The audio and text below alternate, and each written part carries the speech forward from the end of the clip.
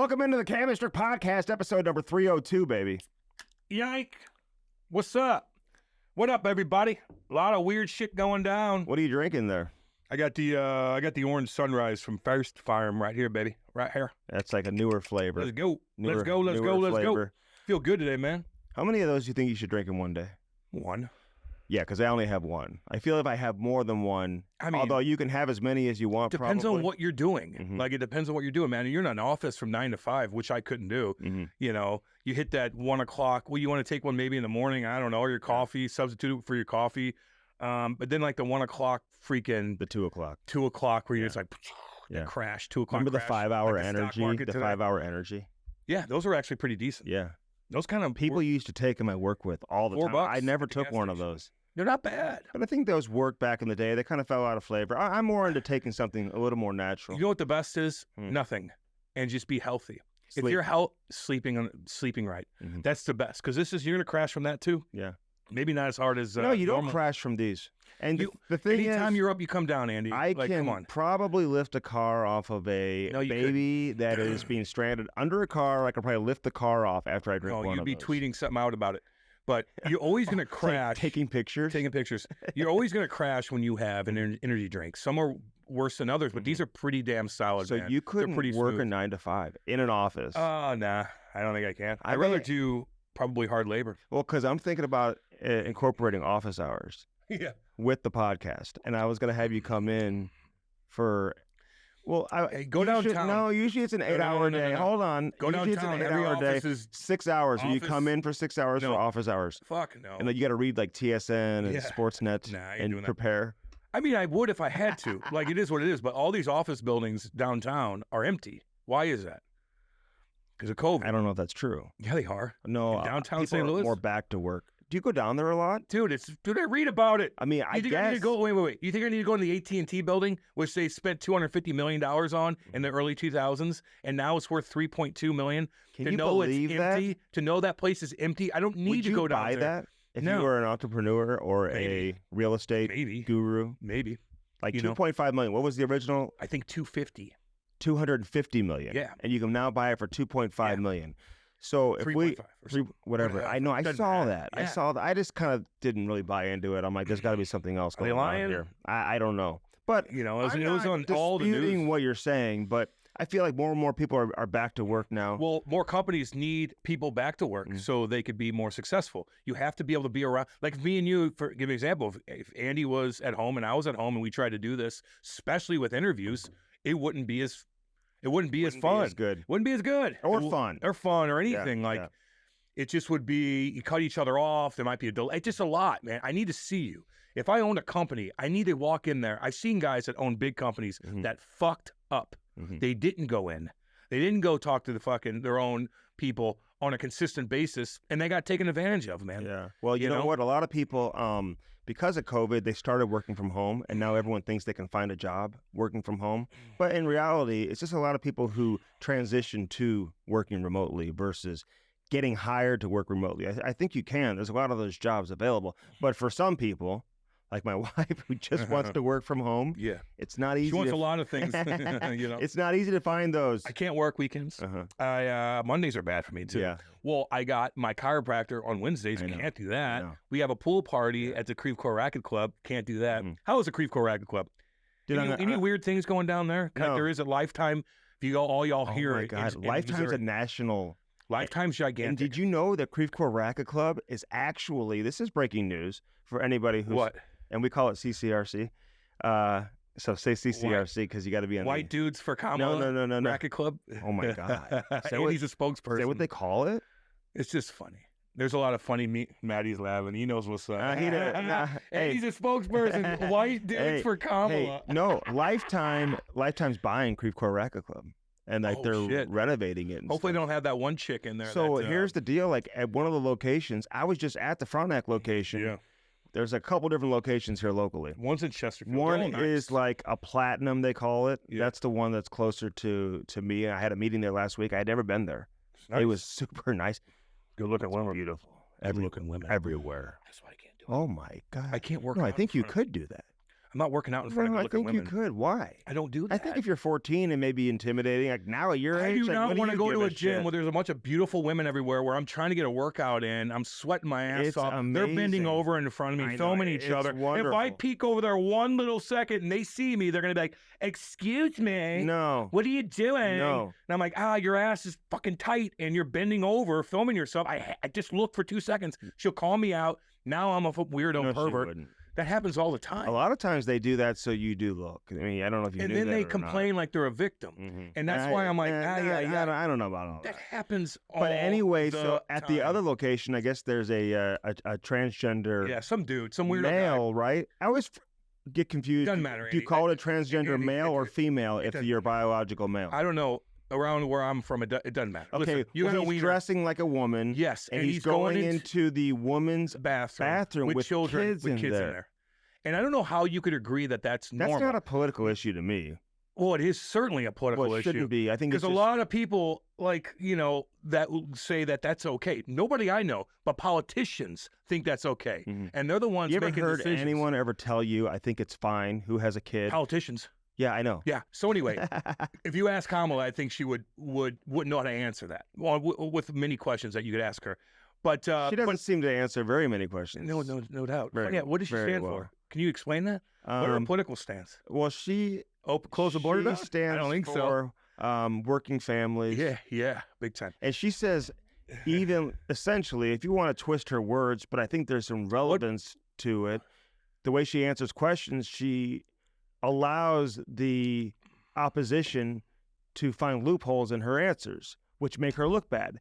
And I don't think she understands or is well spoken enough to be able to protect herself from doing this. So anyway, this transgender guy's in going to these bathrooms, man, and people are freaking I look out like a about transgender. it. Is that what you're saying, dude? Like I look somebody like that would support transgender. Is that what you just said? I'm telling a goddamn. I didn't say anything about you. You were like, no, you look we're like you'd be a past that. spokesperson for this. Is what you said. If you saw the memes, Did you just say you'd be a spokesperson for this? For what? I'm joking. Calm down. Here we go. So anyway, this is blowing up in St. Louis, man. Big time, lifetime. And the lady that lets this dude in to go into the bathroom said, hey, he's got a female license. So therefore, I'm going to have to let him in, which is odd. And she also got caught during the Trump assassination attempt. She filmed herself, one of those, and was like pissed that he didn't get killed. That's all part of it too. Really, Is really. she an employee? Yeah, she's like the manager that has big decisions. So people did research on her personal Instagram. Guys, I know. And they found that. Yeah. And she was the one specifically like, what do you mean? You're saying if you have to show an ID before you walk into the bathroom? Female ID. He is registered as a female according to the ID, which is odd to me. So now he's in there with his fucking ding-a-ling hanging out. Dude. Somebody sent me a picture of him laying out. It's not a bathroom. It's like a locker room, right? It's a locker room where you have showers and this and steam rooms and all kinds of stuff. It's like the nicest locker room. Lifetime is really nice and it's really expensive. Yeah. Really top tier. Gym. It's a top tier gym. Better than Gold's, better than anything. It's more like a country club. Yeah, probably not the same category, but I understand what you're saying. But it's more of a country club, like more fancy, and it's not a bunch of big boys in there. No, it's good looking women. It's families. More female families. It's swimming pool. It's water slides. Yes. So this cat. It's cafes. It's coffee shops. So this cat's in there. It's daycare. It's babysitting. It's camps. So he's in there getting naked in front of children. Is he really doing that? He's changing in there and showering and it's unbelievable. So it's crazy. Like, I don't care that you think you're a woman. That's fine. But if you got a ding-a-ling, you can't be in there with kids, man. Now, this other controversy in the Olympics, which I don't know what to think. The boxer. Can we slow down Belgium? No, we already talked about that. I know, because like I want to set this one. I had a lot of questions on this. Me too. Because I don't know what. Here's how I look at it. I think I don't even know what to call it. Are you a female or a male? Female, people say it's a female. No, the IOC but says you have they're a XY female. chromosomes, and they're like, you had XY, and you didn't pass your gender test to get in here. And I'm like, what the fuck does that mean? It's very confusing. I hear people, big time people say it's a dude, it's a dude. Then other people are like, no. She was born a female. Now I look at it like this: XY female chromosomes on her passport. Do you have a vagina? I think she does. Do you have a vagina? She does. If you have a vagina, then you're a woman. So that's it, in my opinion. The boxing. There might be an XY chromosome thing that's kind of weird that maybe some people have in a small percentage, whatever. Do you have a vagina? Now, when I saw her fight, and you see other pictures of her. She looks like a dude to me. But I don't know. Do you have a vagina? Do you not? If you have a vagina, then you're a woman. I mean, if you have a penis, you're a man. Mm-hmm. I mean, really, it comes down to goddamn kindergarten cop and Arnold Schwarzenegger talking to all the kids, and then one little kid's like, "Hi, girls have penises, boys have penises, girls have vaginas." Like that's it. So I don't care about anything else. But this whole situation is fucked up. Take a deep breath. Take a drink of your first form of energy. Why? I mean, geez, can we just take everyone exhale for 1 second. Cam just almost had an aneurysm here on the set, I think. Okay, so let's back up here and let's take control over this particular topic here for a second. So I'm talking too much for you. No, you just, I mean, you done talk at home. Woo. Okay, all right, everybody. It's the Andy show. Everybody. People want to hear Andy more, they say. Hey, here we go. So anyway, I think they had Olympic officials. First off, for a lot of these individuals, including some people we know, to just go absolutely ballistic on social media. Without really They are looking bad right now. Yeah, a lot of people look bad every day. I believe, based on the evidence that they've presented publicly, Olympic officials, they have stated that she is a biological woman. Now, you want to start getting into XY chromosome and all this type of stuff, man, you're losing me with all that. I don't know. Well, I mean, that's pretty simple.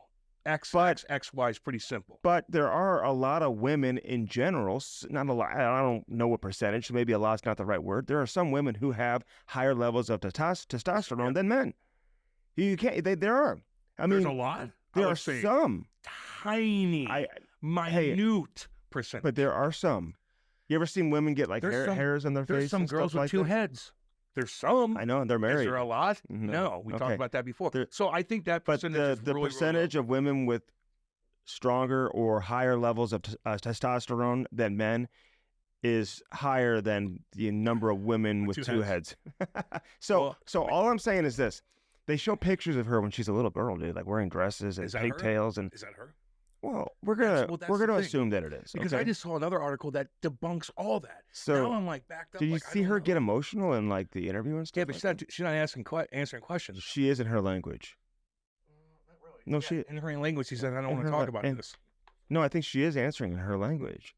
So I don't feel like sympathy, but I do feel sympathy if she is a woman, and if people are just jumping on her and going crazy, calling her a man when she is in fact a woman. What's the Olympic rules? Can you be a transgender? Can a man with a penis, is he allowed to compete in the female bracket? Is that allowed? I don't know. I don't think it is, dude. Riley Gaines, you know, that the swimmer. Remember the one guy that was out there? He was like 6'4", and he has dingling hanging out, and he's beating all these girls in sport? In swimming. Oh, was that in the Olympics? Like, I don't know, Andy. That was college. Was it college? It was college. So college, they let it happen. Yeah. I don't know about the Olympics. I don't know. I don't know. So that's why I don't want to gang up on her. If she is a female, but if she's not, then it's like, okay. All I know is a lot of people went absolutely crazy on her. Important people. Like crazy I know. on her. Again, and I just assumed this was 100% fact. So all of a sudden, when the news reports and the news cycle started shifting a little bit to saying, no, pump the brakes. She's actually a biological female, and she is competing in the right bracket. In fact, the woman that she punched in the fight that ended 45 seconds into the fight, and she was like, that's the hardest I've ever been punched in my life. The woman who punched her actually lost to the same boxer several months ago in a previous fight. Yeah. You know, she wasn't like beating all the women up before she made the Olympics, but I think she is now. Is she taking some like abnormal amount of like whatever to make her stronger and have her build different? That's a whole different topic, man. I don't know.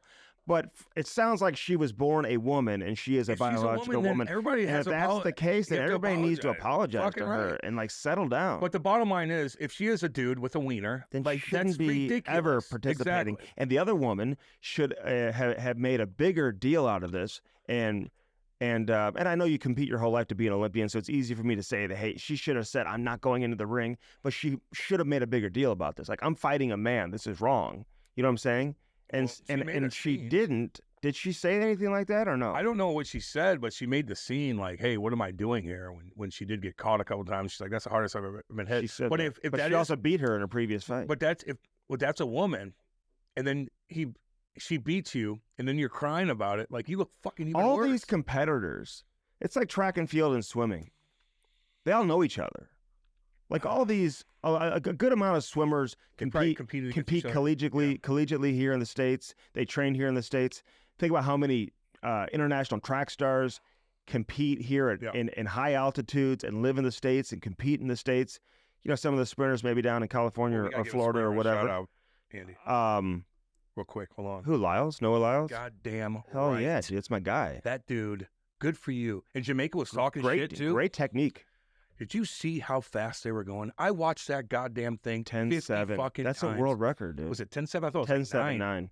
Or 9-7-9. Yeah, I was going to say it's on the 9. 9-7-9. So that was awesome. And the announcers thought the Jamaican guy won. And I think Jamaica was chirping a little bit. And finally, U.S. has the fastest guy on the planet now because Usain Bolt First time in 20 years. In a long time, man. You see what Usain Bolt looks like right now? Does he look good? No. Dude, he doesn't even look like him. He just completely let himself go. Yeah. I was looking up to see how much these track stars make. Depends. Like on what you they do. make a little bit of money, dude. But depends if you're in Olympics or not. Yeah. How are the Olympic athletes not getting paid? No, I think they get paid $50,000 for a gold medal. But okay. Do you know how much money is circulated through this whole thing? Dude, I agree with you. It's the biggest sporting event ever in the world. Ever. Every single fucking 4 years. Like you'll watch Equestrian with Snoop and Martha Stewart dressed like equestrian who's people. getting all this money? Well, so here's the deal. Who's getting all the money? I don't know, dude. I do from. Think about that. I'm sure every federation pays their Olympians differently. Apparently in the U.S., and so I'm sure like a country like a third world country, Cam, like Nicaragua or something. I'm sure they pay their athletes very, very well. You know, in comparison to the U.S. I don't know. I doubt that. I know. I don't know what U.S. is still kicking everybody's So ass. anyway, they're paying the U.S. Olympians apparently $50,000 for a gold medal. Now that's nothing. It's nothing. Now, the next Summer Olympics, which is going to be really cool, it's going to be in L.A. No, it's going to be cool, man. That's going to be a freak One of show. my earliest memories of the Olympics. You think this was freaky in Japan? 1984, L.A. Olympics. It's when I first met Carl Lewis doing his thing. Yeah. And I just think having it being, you know, whenever it's on American soil, it's cool, man, when it's here in the U.S. So having it be in L.A. is going to be cool. We'll clean the L.A. up. And apparently they're going to start paying silver and bronze medalists as well. They should pay all of them. But these track stars, they turn pro. Like this guy, Noah Lyles, he turned pro out of high school. He had a full ride to the University of Florida. He chose to turn pro. God, is he fast? He is, you know, he's got major sponsorship deals with, Adidas and stuff like that. That should be an add-on, man. Just like a hockey player or a football player. Like these are the best athletes in the world. Mm-hmm. Pay them. Where's all this money going? But I think some of these like Olympic stars in gymnastics and in track and field and swimming, I think they do pretty well for themselves if they win gold. I would say Simone Biles because she's on Wheaties, she's doing this, she's doing that, you know. But maybe that like the underling people like don't get paid that much. Mm-hmm. They have to, in order for them to get paid, they got to have the spotlight. They got to win something. They got to do this. You see how much USA basketball is paying to have the basketball teams here, men and women? How much? It's like $50 million or something. I know. Isn't that weird? Who? Because they rented out the entire hotel. Where's the money going? They rented out the entire hotel. They should. And then, you know, you get the private chefs and doing all this stuff. Security. They should. Yeah. Oh, yeah. They're the biggest things going. Yeah. Except for the 3-on-3 men's basketball. Dude, did they just shit the bed or what? I'm sorry. Like, I don't like chirping, but how you going to lose you're to representing Netherlands, the fucking U.S. And you can't win a half-court basketball game? That's the best we have. I can find my buddies in fucking North County that'll go dominate. I could go to the JCCA right now and find somebody. No. But my point is, like, there's so many. Hell, what about the professor? The fucking professor, little white boy, he can go down and dominate those cats. How do you lose 3-on-3 basketball being from the U.S.? Dude. That's unbelievable. But here's my question. Where's the group of NBA players that didn't make the Olympic team? Go play 3-on-3. Because all the women, they all play in the WNBA. Are they still in it? I don't know. Because BG and the girls went to support them, which was very, very nice of them to be on the court, front row, courtside, and supporting the 3-on-3 women. Did they win? They were winning. Good. Yeah. They should win. I think they lost like their first 3 and then they won like their last 4. But the U.S. men, I saw them win one. Netherlands? They lost 21-6, dude. The Netherlands beat you. I know, dude. In 3-on-3 that's all we do as kids here is play 3-on-3 basketball. Whoa. Sorry, but that's embarrassing. And I don't mean to be like I'm.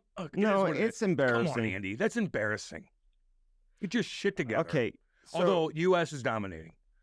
I think we have. We're getting a lot of bronze and silvers. Dude, we have. No, I think we're up there with China. China with gold medals. China won the 4x100 individual medley race. Everybody. Did you see that? Killed that guy. Since when did they become a swimming powerhouse? Since whenever it's military now, baby. Oh, shit. Just like in Russia. What do you mean? What do you mean? What do I mean? Is Russia not competing? They're not even in it. No. But my point is, Russia pro athlete hockey players, that's fucking military, baby, back in the day. You're getting into Russian hockey. What do you think of no Russia, though? It's terrible. Ukraine's won a couple gold medals in track and field. So anyway, I think that... why do you say it like that? Well, we should send them more money. Stock market crash, send them more money. But I would say it's just, it is ridiculous. Well, China, they have a lot of people. They have 1 billion people, Andy. And they probably take their athletes like Russia did, and they're like, no, this is military, baby. This is your job. Very good swimmers. This is go. Let's go. This is what we're working on. They probably have all kinds of high-tech different things going on in China, dude. You see the shoulders on the female swimmers? They're big. And bigger than yours. In the back? The back muscles? I did see this. The volleyball. Oh, my God. I can't even watch it in front of my wife. Oh, my God. I can't. The beach volleyball? I can't even watch it in front of my wife. You couldn't watch that a lifetime. The asses are so... That is like being at Lifetime Fitness, actually. Well, not the one in Chesterfield. But the volleyball, I'm like, put it on. And Kate and I are watching, and they're bending over, and they're like, it's tight. And I'm like, God, they're bending over the whole time. And I'm like, these girls are unbelievable athletes. Oh, my they're God. beautiful. Beautiful. Tan. Beautiful women. They're fit. I'm like, Kate's like, you like this sport, don't you? And I'm like, no, oh, it's fuck. great. Like, it's women like it, too. Beautiful, man. There's a former NBA player that's on the men's side, actually. I kind of like that, where you can be a dominating athlete of one sport and be like, okay, you know what? Now my basketball time is over. He played in the NBA for like 7 years. And doing what now? He's on the men's beach volleyball. Dude. Yeah. He's kicking ass. Jumping up, slamming it down. I like watching men's volleyball. It's cool, They're too. tall. You got to be really tall in volleyball. Women's. Dude, the women's, they're like models, dude. They're models.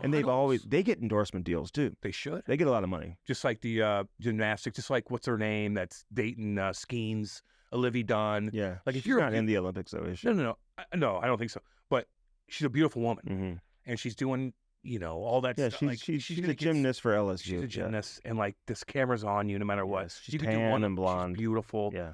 I love Skeens is a cool cat, man. Yeah. Dominating MLB. But anyway, that's our Olympic update for you guys, man. I don't know if you guys have any questions. Things could change. Again, this is on Monday. Dude, it's going my out girl, Tuesday. Cherie Richardson. Cherie? She lost in the 100. I saw that. She got her ass kicked, dude. actually. Dude. Ay. I think it was Them mental, nails. man. She did not run her best. You got to cut them nails, She girl. didn't run her best race there. She just didn't get out of the blocks, man. If you're in a race at this level and you're competing against the fastest women in the world, there's another good looking chick. And you get out of the blocks slow, Cam, you are not making up ground, dude. Although Noah Lyles did, man. Noah Lyles came on strong, and he gave the old.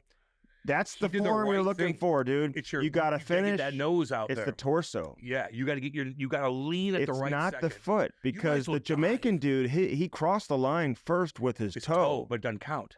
You're right. So what's the best? What if you you'd have to time it perfectly with your last stride just to jump and nosedive into it, but then you're going to be Well, Noah Lyles, dude, he's a guy that his best race is the 200, so we've got that coming up. It's hard. But he was like the under 20 gold medalist in 100 and 200, I believe. Dude, he's won. I think he won the Triple Crown, whatever they have. There's a name for it at the 2023 World Championships. He won gold in the 100, 200, and the 4x100.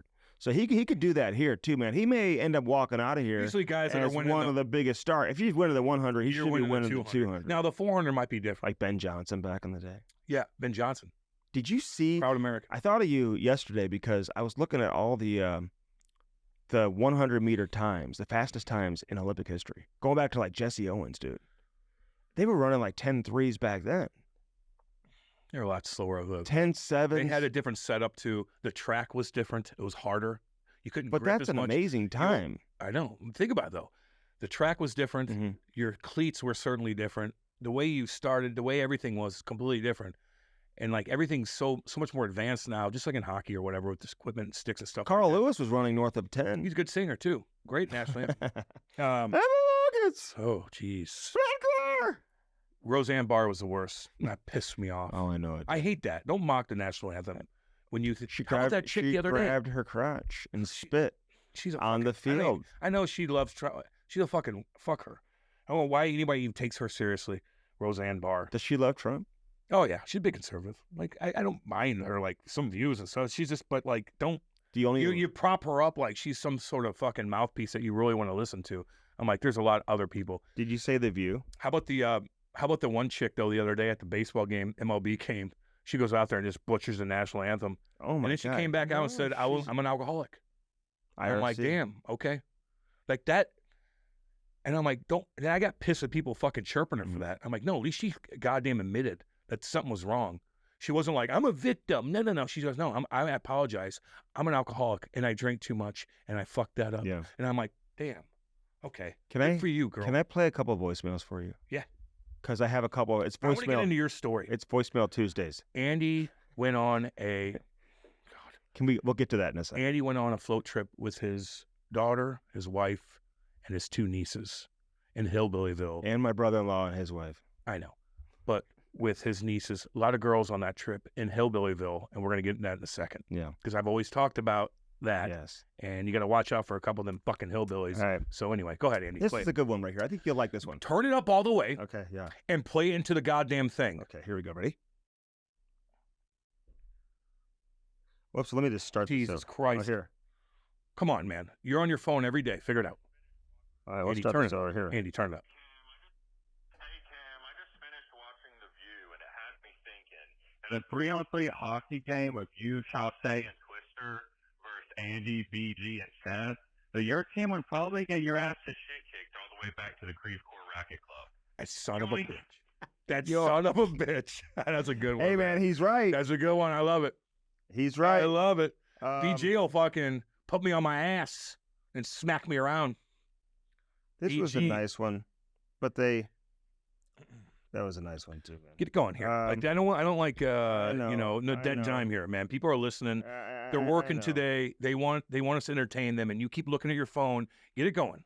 Let's get it going here. Let's get it going. This is a very good one. Go ahead, baby. Hey there, Nick from Massachusetts again. I just wanted to let you know how much you inspire people. Sorry, cut out there. I did a project earlier in the year, my last semester. It was in my theology class, and my topic is drugs and addiction. And what I talked about Illinois Recovery Center, how they help people and heal people. Because I had a relative that I learned from you guys that about Illinois Recovery Center, so I referred him to you, to him, and he went there for a few months, and he healed off pretty good. I mean, we'll see where everything goes. Oh, I like that. What's the number again, Andy? Just so people know. 314-312-3708. 3708. 312-3708. 314-312-3708. Yeah, Check so that mug leave out. us a voicemail. We got lots of Anything good you want. ones, man. Anything you And want. I love it when they pop up. So anyway, So give me a call, dude. we all you guys, give me a call. we talked about the Olympics, man. There's some crazy stuff going on and Yeah. shit like that, of course, a Lifetime and all that, which is just odd to me, but it'll all work itself out, man. You got bad people on both sides saying crazy shit, and I get all that. Actually, I got chirped on I had somebody come down and he's like, Cam, I can't believe your political takes. I'm like, oh boy, I'm a little too There's much. been a lot of those, yeah. No, there hasn't. How you think these? Yeah, sure, Andy. So Who are you pointing to? so he goes, The shit kickers in Saskatchewan? yeah, sure. Everybody that we know, okay, that maybe not where you're at all the time, but anyway, doesn't matter. But this guy's like, Cam, I can't believe you're buying into this stuff. And I go, what, man? I go, I read all my. He's like, you're becoming more liberal every day. I go, Oh. more liberal. I go, about what?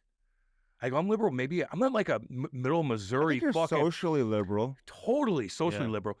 Like I'm not a middle Missouri Christian Republican Mhm. by any stretch of the Evangelist? Are you kidding? Like not even close to that. Mhm. So he thought I was becoming a little bit more left-leaning than what I used to be. And I'm like, where? And he explained a couple of things. I go, I agree with you on that. He goes, that's not what you said. I go, when?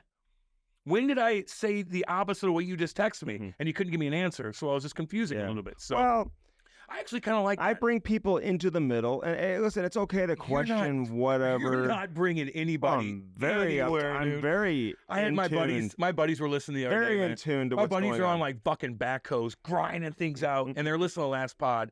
And they text. I called one of them just to see what he's doing. I was gonna go by and smoke, and he goes, "Cam, I'm on a fucking skid."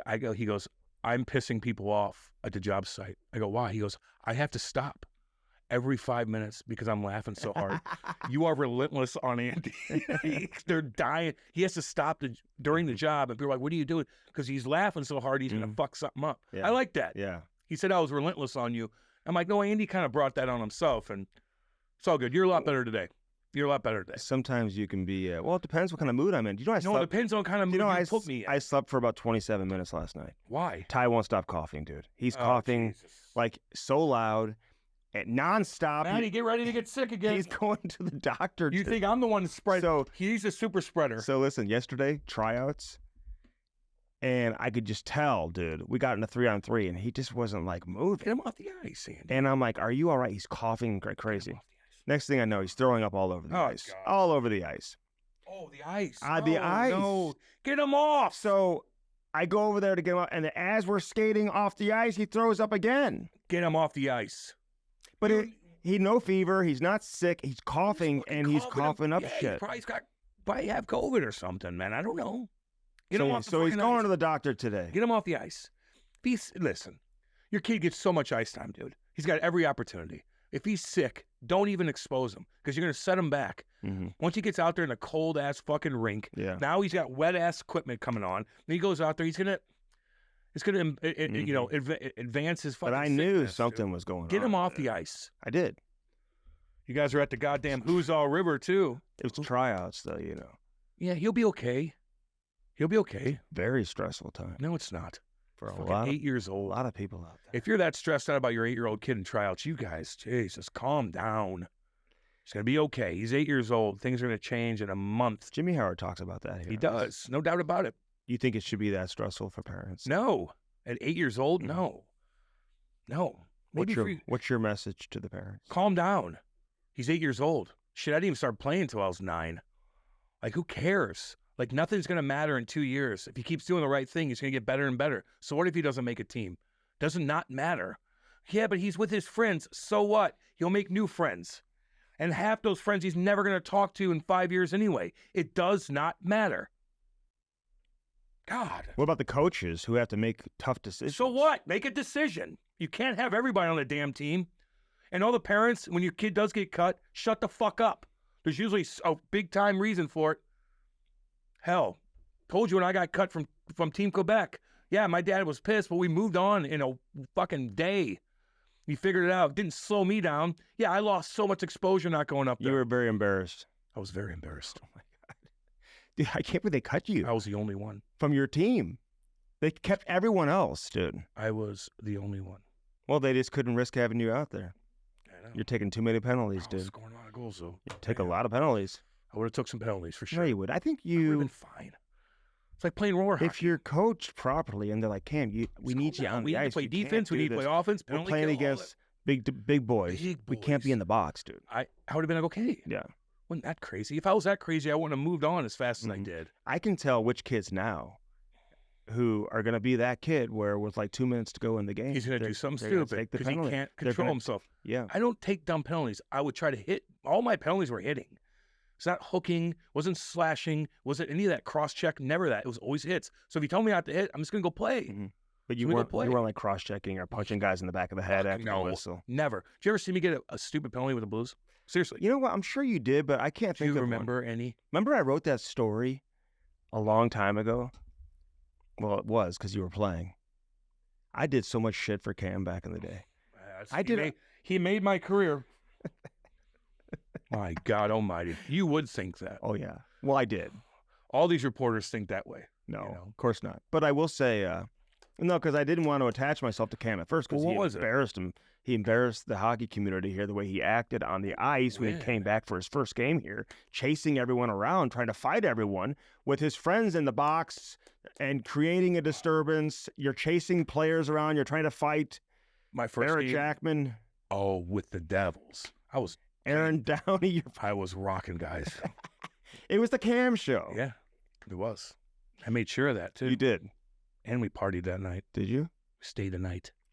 I Lou was stayed the night in St. Louis. back then. Because I was in the press box, but to my left was the box where the Cam contingency was. Shit kicker.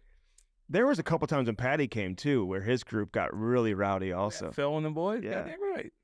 Oakville boys. like security may have had to come in once The or twice. Oakville Mafia. I That's my people right there, I baby. know. I loved it. I loved My it. people. So, all right, Cam. So I go to So the. tell me what happened. So I was Okay, on the river. Come on, let's we're, go. we're jumping off of cliffs, probably 150-foot cliffs. What river? Explain to the people what you're talking about. Courtois. So Andy goes out the middle of Missouri. I think it's down by Steelville, Missouri, which is the middle of the United States. It's about 2 hours away. So it's 2 hours south of St. Louis in the middle of Missouri. I'd say west.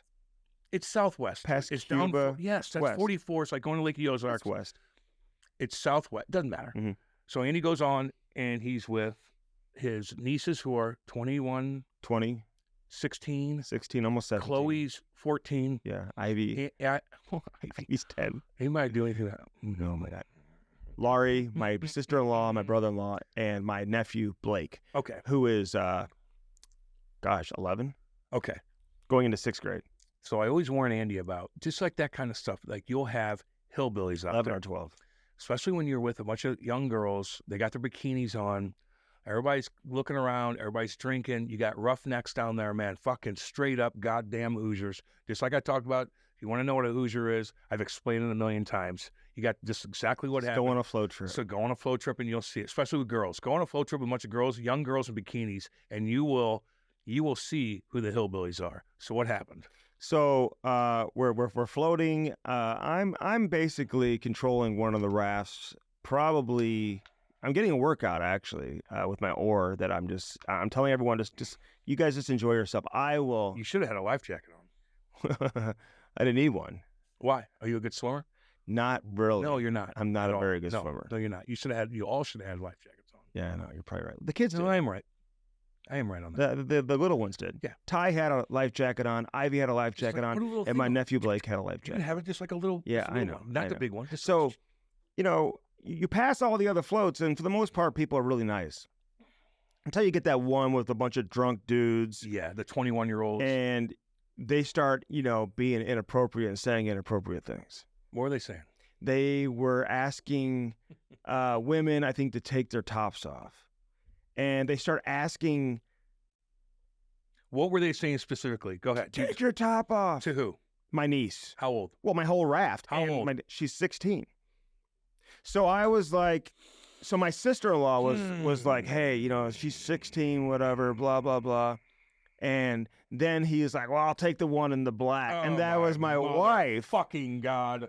And I'm like, okay, I've got no backup here. Oh, my God. My brother-in-law's in the other raft, although he's the father of that niece. He's probably like, and my daughter's in the raft too. She's like 13. I'm like, what am I gonna do? He's there with like 15 of his drunk buddies in the middle of the river. You stop and let them go.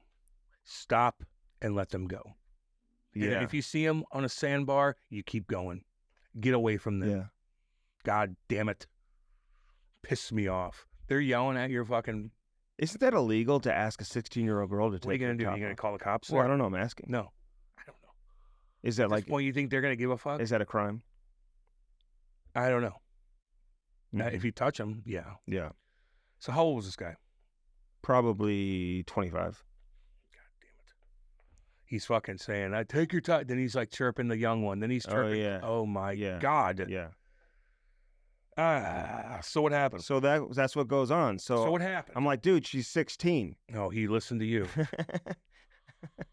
I'm like, come on, man. I mean, like, and I'm not like, listen, it would not have been a good situation. Again, no backup. Don't ever confront them. What do They'll curb you do in that situation? I've I seen the told you. videos on Twitter and Instagram You take of the that float oar, and trip you hold fights. it back, and you hold your goddamn You raft guys back. go ahead. Go. Get out of here. Mhm.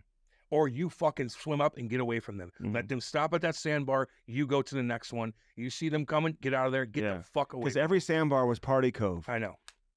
I mean, there's so many people on the river. I never go on the river on a Saturday, ever. Well, you did. And so that was just... You got to go down during the week. I know. Oh, yeah, when nobody's out especially there. with the girls like that. So this was not a great situation. I didn't know what to do in this situation. Because like it did. It was total buzzkill. Oh, it would have ruined me. We were able to recover and get back. But, you know, and we didn't run into them the rest of the time. Good. So you didn't see them again? No. Okay. I felt like there was enough... Other people? Other people. I could have made a big scene. You never want to rely... Turn it off. You never want to rely on other people, though. You know what I mean? Especially nowadays. Back in the 90s, I think it's different. Nowadays, you try to stick up for somebody and you hurt that guy that's trying to like harass a 60-year-old, you're going to jail. Especially if it's a minority or something in New York City and you try to do something or whatever. Like, wait. If I did what? My phone was going off. Sorry. I know, because you don't like paying attention. My point is, like, nowadays, I feel like if you do the right thing and stick up for somebody that's being tortured, you're going to go. You're the one. So I wouldn't rely on other people now because that's in their mindset too. They're worried about sticking up for you. They want to stay out of it. They want to stay out of it. They don't trust anybody. Who's got a gun? Who's got a gun? Exactly. Just like that one guy that got jumped by those kids. Remember we talked about this story the other day? Happened a couple months ago. This guy's going to jail for 25 years. Yeah. He goes, he's looking for his phone. These guys start pushing him and jumping him. That's the video I thought of. Yeah, I know. Because I brought it up. It's a big deal because we go on those trips. So he's like, here's my phone. He was kind of a little aggressive, but they started jumping him, and he stabbed 3 of them, killed 1. He's going to jail for 25 years. What, the guy who lost his phone? Yep. He was what did he stab him with? Knife. He had a knife with him? He's going to jail for 25 years. So that was kind of a scene of where I was looking at. I don't like hearing that. It was 1 on like 30. I don't like his situation. Yeah, I know.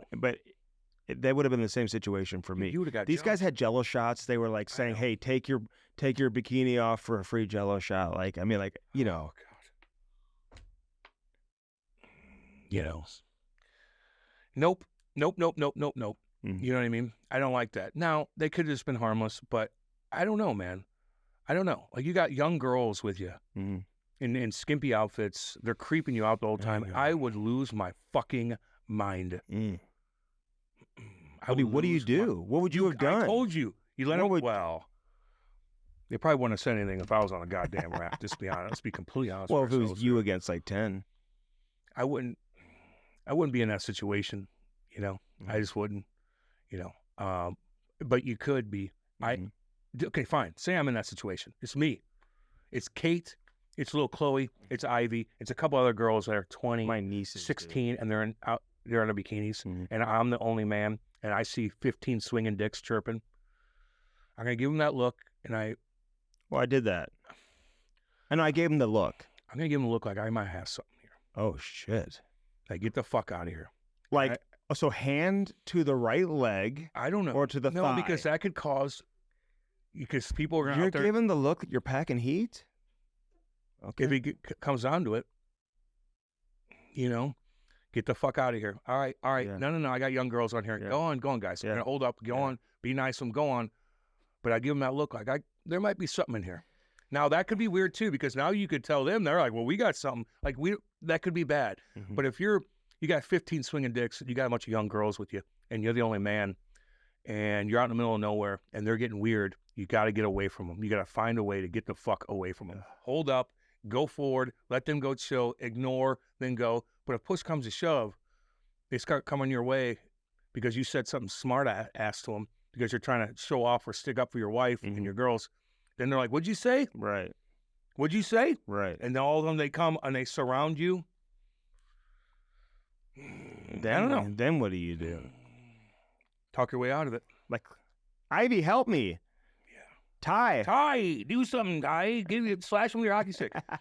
It's tough, man. I hate hearing that. I don't like hearing that. Because I am not... It actually, when you told me that before the show, it made me Cam got mad. He like left the room. He left the room. It makes me Because you know what? mad. Listen, I am having the time. I'm having fun, dude. You're chilling. Your mind's right. We're having a great time. Kids are laughing. They're jumping off cliffs. Everybody's fun. You Yes. know, the water looked beautiful. Like, it wasn't high. It wasn't low. It was, like, perfect. It seemed Crystal clear water. Crystal clear because it's in the middle. It's not polluted down there, you know, as much. Although I spit a lot of sunflower seeds. Doesn't matter. That's the birds will eat that. But these hillbillies could ruin it. I told you, I almost got jumped by fucking 70 of them at Who's All, and I was like 16, 17. I went down there, a couple of my buddies, and 3 girls that stuck out. And we went to this fucking zoo. They called it the zoo at Who's All River. Mm-hmm. And these fucking Hoosiers were kicking our goddamn tent. They were calling us out. They were doing this. I'm like, we weren't packed. We didn't have anything. And I thought I was going to have to fight 70 fucking guys, and these girls are going to get shit kicked too, and who knows what else. And I talked my way out of it, talked my way out of it. Sometimes you just got to talk your way out of it, dude. I don't care how fucking tough you are, man. There's 70 of those guys. They're going to hit you in the back with a goddamn oar so fast. Those hillbillies don't give a fuck. I agree. They don't give a fuck. God damn it. So anyway, so that's the story. And basically I had to give them the look. They didn't mess with me after that. And everybody was What's Lori doing? Safe and sound. Well, Laurie's not reading the room very well. Well, you need a call. At this stage. That's on you, too. She's kind of like thinking everything's kind of fun and games. Everybody's partying. Everybody's like not hearing what's being said, like not picking up on it. And then I had to explain, and she's like, oh, okay. You know, that type of thing. She's like, they're nice. Yeah. No, she wasn't saying that. But was she like, fuck you guys? No, tell her calm down, too. She wouldn't do that. Like if Kate was like, fuck, no, calm down. No. I got Would this. Kate do that? No. But if she did, I'd be like, shut the fuck up. I got this. Where were you this past weekend? I had a party Saturday night. By the way, I was hanging out with a bunch of, well, it was a big party. And I went there with Kate. We walked right up the street, and a bunch of hockey kids there. And I talked to all of them. Wait. The Duns were there, too. It was a party in your neighborhood? Yeah, right up the road. Like a house party? Yeah, house party. And a bunch of hockey players were there. Mm-hmm. And I'm talking to them. And I'm asking them about everything. Like how old? I got the kids partying. Okay. 18, 19. Yeah. Yeah, they're like they're out of AAA. cool. So nice, fun, cool kids, man. Mm-hmm. And I'm like, I always go up there and talk to all the man. That's what I do. Mm-hmm. And I'm like, so what coaches did you have? And they told me some they liked, some they didn't like. Oh God. And we know all of them. And I'm not gonna call them out. No, because these kids could be little rich boys. Yeah. You never know. Yeah, no. They seem pretty cool. Mm-hmm. And they gave me an example, and I evaluated it. Like, I'm like, well, what do you do? Mm-hmm. Well, what do you do exactly? Well, this is what he did, Cam. Blah, blah, blah, blah, blah, blah, blah. Yeah. He was fucking mean. He was cocky. He was this. He was that. I'm like, God. I go, is this true for all you guys? Like, God, we hated him. Mm-hmm. I'm like, interesting. I'm like, that sucked, man. Then I asked them about some of the ex-NHL guys that they coached them. Like, they were so hard on us, but we loved it. Because they actually explained why they're mad. Yeah. These other guys didn't explain. They were just, what the fuck? Nah. Come on. No, what did I do wrong? Tell me what I did wrong. But they wouldn't do that. I got into detail with these kids, man. Yeah. For hours. It's interesting. Okay. You're good, dude. Yeah. Well, I had to throw your name out there, of course. But you're good. But a couple other guys that we're not going to say their names, I'm like, oh, it made me where are they sad. playing now? I don't know if I should say college. A couple colleges. They're doing okay. You know? Not crazy, but they went through the system. Mm-hmm. They're not going to, go to Maine. They're not good. Yeah. Okay. Like fucking old boy that we have on. But Jimmy Howard. But I was just, I was curious. Talked to the Dunn girls for a long time. I think it was little Josie and maybe the older one. Was Joshua there too? No. He wasn't there. No, Josh Dunn now. He's in Buffalo now. Yeah, he is. Just signed a 2-year deal. So I reported that actually this offseason. He got a one-way deal in the second year. These girls, I go, you have so much opportunity in this town to do hockey camps, to do this. They're doing them already. I go, keep doing this. Like, you are in such a good spot. Yeah. They're so sweet. Yeah. I love that family. The Dunns, I love you guys. I had a good time talking to all you, man. But I talked a lot of hockey that night. Okay, so you're with somebody. A few people. Kate put an Instagram photo. I know them. One of them is like very vocal on Instagram right now, calling out her ex-boyfriend like her baby's daddy for all this Andy, financial abuse that she calls it. I know. Like, it's like she was married to an NFL football player. And dude, and she's like putting all these videos out, calling him out for like being like the worst person ever. I know. That's scary, man. She starts every video because now everybody's gonna believe her. Like, dude, I don't know about that. I don't know about that either. I don't like. Kind of like, I don't know. What are you after? Why are you trying Why to do you care now? Aren't you happy now? Yeah. Aren't you happier? Like, I know you were in a miserable situation, but now you you're got not. out of You got out of it. And you're trying to ruin his life. And don't you have a baby with him? So that must be your baby's dad. So now your baby's going to hear this. Your baby's going to see this. Now dad's evil. Mom's evil. Now the kid's like, I hate fucking both of you. Like, I understand, like, you're saying, well, I can really help a lot of people, but there may be other ways to go about it. I agree. I agree with you 100%. It seems very much more driven by, like, revenge. Yeah, like, look, I'm a victim. And I'm going to ruin your life. And not to mention, in most cases, it goes back and forth. Oh, he was the worst. Oh, yeah, but you She's like, he would leave town and cheat on me and leave me with no gas in my tank and steal my debit card. I'm like, okay, well, that sounds like a shitty situation. You probably should get out of it. Yeah. You know, and it's sometimes easier said than done to get out. He was mean to me when I went to Vegas with my girlfriends for 5 days. I spent $10,000 and didn't call him for 3 days. Oh, he was mean to me then. Oh, really? You're in Vegas, spend all that money. I'm not saying that's the case, but I'm just saying usually with relationships like this, like it's not one or the other. It's a little bit. There's some common ground where they both fuck up. Well, you know what I mean? We had there's an old saying in hockey that you may have heard this, Cam. Probably not. Did you play hockey? No. Nope. No, I did not. Score any goals or anything? No. God, no. Didn't do anything. So there's an old saying: when the legs go, the wife goes. What? When the legs go, the wife goes. So if you get crippled, she's gonna leave you. Like when you can't play anymore and you're not bringing in the paycheck. Oh yeah. The wife is gone.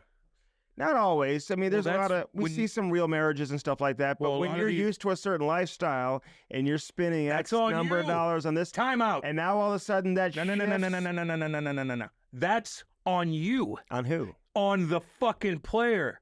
Why are you marrying this girl at 22 years old that you first met that came up to you on fucking Instagram? Or 20, usually early. I'm just saying. Why'd you marry the first girl you ever fucking liked? Why'd you marry her so fast? Why'd you have 15 kids with her right off the bat before you really knew who she was? Why? Take your fucking time. You see a lot of these guys, man, and these wives leave them like, she was fucking psycho when I first met her. I knew she was psycho when you introduced me to her. You see a lot of divorces. Why'd you marry her? You see a lot of divorces with players. Yeah. Yeah. Yeah. So like, I had this conversation with someone the other day.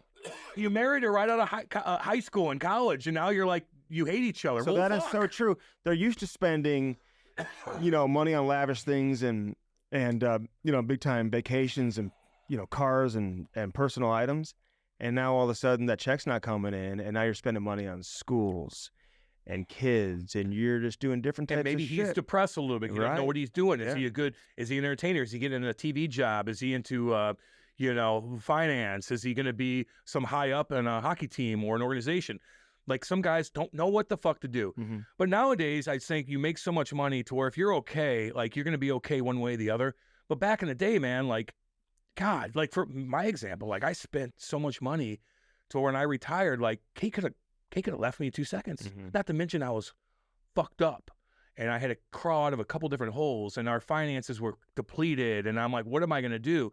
That was a great time for her to leave me, but she didn't, but I knew that she wasn't that type whenever I took my time and married her. Yeah. But a lot of these guys, honestly, Kate could leave me anytime. Like if I fuck up, it is what it is.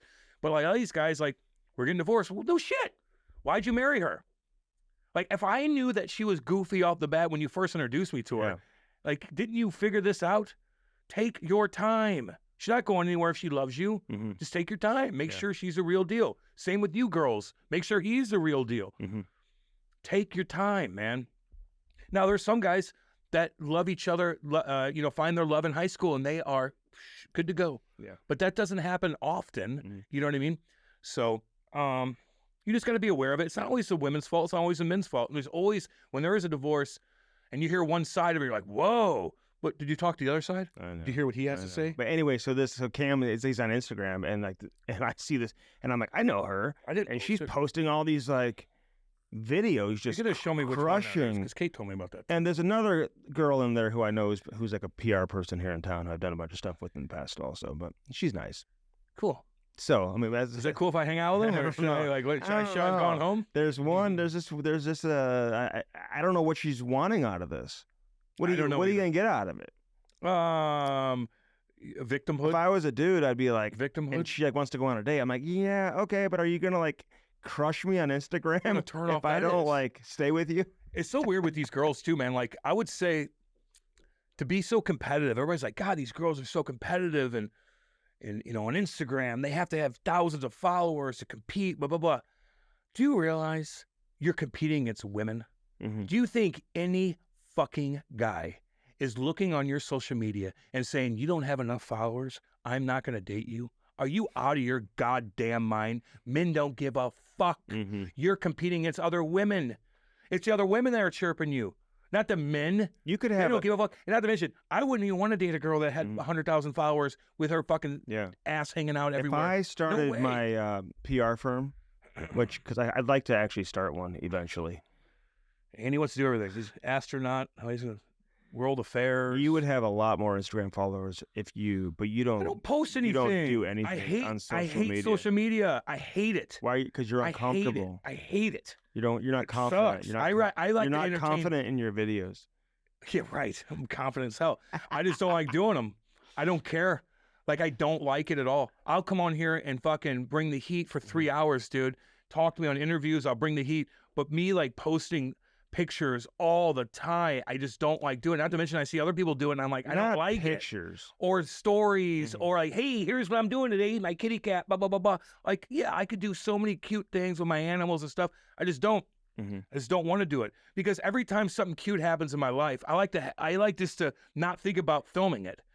Like my dogs were so cute this morning, and Boo Boo was laying on my head, and the dogs were staring at Boo laying on my head. I could have took a video of that, but I'm like, I'm just gonna enjoy the moment. Let me see. This is little baby. Oh, hi, little Ivy. My girl right there. That's the group photo. Yeah, I know. And like, before those girls are young, and they're I could see those hillbillies. That just, goddamn, I would have died. I just would have lost my mind a little bit. Well, but you can't. Good thing I had to take care of things. Well, you got lucky, I want to get into one hockey story real quick because Go there's a lot of rumors going around, and I just was thinking something was close. What do you got? People are like, the wind is blowing. I'm hearing things. And that Leon Draisaitl is like close to extending in Edmonton. I thought he already did. And people are like 13.85 times 8. And I think sometimes, you just look at like an Austin Matthews contract, or you say, the max you can sign is 8 years, and people throwing this stuff out. So, it's like you go to arbitration sometimes and you're like, hey, he's going to get paid somewhere around 6. It's like, well, that's what the arbitration, the numbers are going in. So it's, you probably are going to end up being somewhat accurate. But people are reporting this as if, and I talked to another GM a few days ago, and he's like, yeah, I hear this is almost done. He's just going by the reports. There have been 0 numbers passed back and forth between the Edmonton Oilers, who just signed or hired a new general manager, not that they couldn't have negotiated beforehand, and Leon Draisaitl. I don't even know if Draisaitl wants to stay in Edmonton. You know what I'm saying? Like, this guy wants to win a Stanley Cup. How many guys, and I'm talking generational players, whether it's McDavid, Draisaitl, how many guys truly win a Stanley Cup with the same team they were originally drafted by? I mean, outside of like Stevie Y and a couple of other guys, there's not many of them. Ovi. Yeah, I'm saying they stay their entire career. They stay their entire career. Stamkos. Mario, there's those guys, Mario. But there's a lot of guys who have to leave to go win a Stanley Cup, or do leave, or choose to leave and end up leaving. Prongs, Holy. Blah, blah, blah. Oh yeah, you can go on. Ray Bork. I mean, you got you got a lot of guys. There's only so many Joe Sakics and Steve Yzermans. But you know what I'm saying? Bork was and he 40 years old. He was at the very end. That was really cool. Right? That was 2000. It was cool. Yep. I'm just using these as an example. Matthew Tkachuk as an example most recently. I mean, there Do are. you think Draisaitl was down in Florida and was like, ooh. Well, listen, nice down here. Hey, and he may very well re-sign in Edmonton when it's all said and done. Yeah. And I hope he does. And McDavid may re-sign in Edmonton when it's all said and done. Too. So I don't want I love you, Edmonton to present any type of panic with the Edmonton fan. Yeah, no, I'm not saying at all. Don't do that because the Ottawa fans get mad at me. I know. I'm not going to sit here and say that I'm predicting they aren't going to re-sign. Yeah. All right, good. Because I want them to. I will say one team that people just point towards, a rumor that's out there about Leon Draisaitl, I think I said this before on the podcast, is that the San Jose Sharks, who have an owner who's from Germany, and they're using that connection, that they're going to throw a ton of money out at probably Leon Draisaitl. You got to throw extra money out because it's the most expensive place to play is San Jose. I know. And that rhymes. But when you're making $14 million, does it really? Yeah, it does. It actually makes it more. I because understand. You look into all that money that you're paying taxes Yeah, on, I know. But I think he'll be all right either way. I agree. Yeah. But I think that's still Somebody's got to play there. And they've got some good young players. Somebody's They gotta play really there. have drafted really well, man. They got this, that Canadian kid, the defenseman Dickinson, who at the World Junior Showcase, people raving about him. Obviously, good. Celebrini and They'll be competitive. Smith and all these guys they've got coming in. Like they've What about drafted Chicago? really well. I don't They know. got room. Hey, Chicago's got that Frank Nazar who played at Michigan. Yeah. And I saw him play live during the NCAA tournament. You know, they had the regional here. So I saw him play a couple of games. Then saw him play with the Blackhawks at the end of last season when he signed. He may be my early front runner for the Calder Trophy next season. We'll get into that once we get into training camp and stuff like that. I ain't getting into it now, but Well, you just did. He's a hell of a player. Really, really We'll see good. what happens. And talking to Michigan people like who play with him, Let me ask you this. they're like, this guy is so damn good. He'll be the best of all of them who just left Well, we shall see. Ann Arbor. We shall see. Yeah. If you're Draisaitl, Mhm. what would you do? I would probably flex my options. What would your options be? You can go wherever you want. No. You're Draisaitl. Mm-hmm. You're in this situation. Yeah. You're talking to your Yeah. You're talking to your family. Hold on. Yeah. You're talking to your family. You see what's out there. Mhm. You see the salary cap going up where people going have a little bit more room to be able to get a big dog like Sure. this maybe. What would you do? What would you want to do? I would want to win a Stanley Cup, number one. So I would want to be in a situation where I'm putting my best foot forward. I'm going to put myself in a spot where I can win. How is that? I would have to get with McDavid and say, hey, what's your plan, man? Are you staying? Are you not staying? Like, That's what I'm trying to get at. what are we doing? Yeah. Because if you're leaving, I'm out, man. And if Some I players- sign, dude, you better sign. You know, I would probably, if I was Leon Draisaitl, I would probably explore my options to play elsewhere. I just think there's a lot out there. But you man. want to be competitive and you want to play for a competitive team. And not everybody can afford to bring you on board. That's- So I always want to make that clear. Unless you do something Yeah. like And what that's- and- Florida did yeah. with Matthew and Make it- whatnot. Yeah, you make a trade, you're You gotta- trading another You big gotta time trade a big salary contract. out. But Yeah. look, that worked out perfectly. That's usually never the yeah, case. Yeah. You know? Well, Billy Zito did a hell of a job, he man. did a damn good job. But it's a risky ass trade. it's a risky Because trade. didn't they give up a first round pick too? I or believe so. and you're giving up Uyghur, who was coming off a pretty good He had year, a great year last year. and you know you're trading a guy who had 115 points. And then fell off, though. Yeah, but it's a You didn't know risky that. trade. You didn't know it's that. a risky deal. Everybody's like, that's fucking brilliant. You know, but your- what if it didn't the work captain out? of your team was close with the player who just had 115 points. That's a They connected the whole that's a year. risky trade that obviously paid off. Now I haven't loved all of Bill Zito's moves. You know, some of the moves he's made at the trade deadline haven't been great. You know, they got Shabbat. A couple trade deadlines ago, they had Claude Giroux. A couple trade deadlines ago, Yeah. they haven't made. He hasn't been perfect, No. but no GM is. But he's made a lot of good ones, man. Some He did it really work, good and moves. He's a winner now. But like, if you're Draisaitl, Yeah. like, what team that's competitive could pick that? Like, they'd have to really make some moves. They really would. Would you want to go to Chicago and build, and be a part of that building process? Would you want to go to San Jose and be a part of that building process?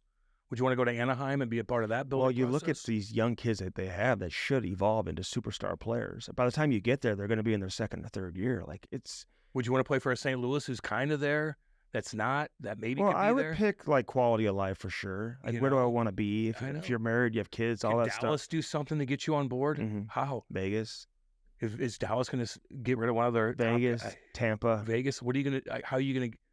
Who are you going to move? Tampa's to the get him? one organization that's just like kind of spinning their wheels right now. Yeah, You know, they're making some like they're trying to keep the pace of Yeah. what they had, yeah. and I like that. You know, but they're okay. Mm-hmm. Like if Tampa falls off, look what you did. No, it's during COVID. No, exactly. But look who you did. You guys put that goddamn city on the map I know. again. I know. It fell off during the 2004, and you kind of blah blah blah blah, and you kind of Yeah. now you're fucking big. Yeah. Now Florida's pretty big down there, Mhm. man. There's a lot of hockey going on down Yeah. there. A lot of attention. Who's going to have a more lot of goals eyes. next season Who? between Stamkos and Geuntzel? That's a good question. Yeah. I'd say Stammer. Goals? Yeah. Probably Stamkos. I like that team. I think Stamkos is coming in with like a chip too. Like he is going to be like, You think I'm done? You don't think I can perform at the level that's worthy of paying me? I'm a winner. What I think I should get paid? I'm a winner, And baby. you just let me go? Yeah. I don't know how many years he can sustain that, but I think I think Steven Stamkos has at least one monster season left in him.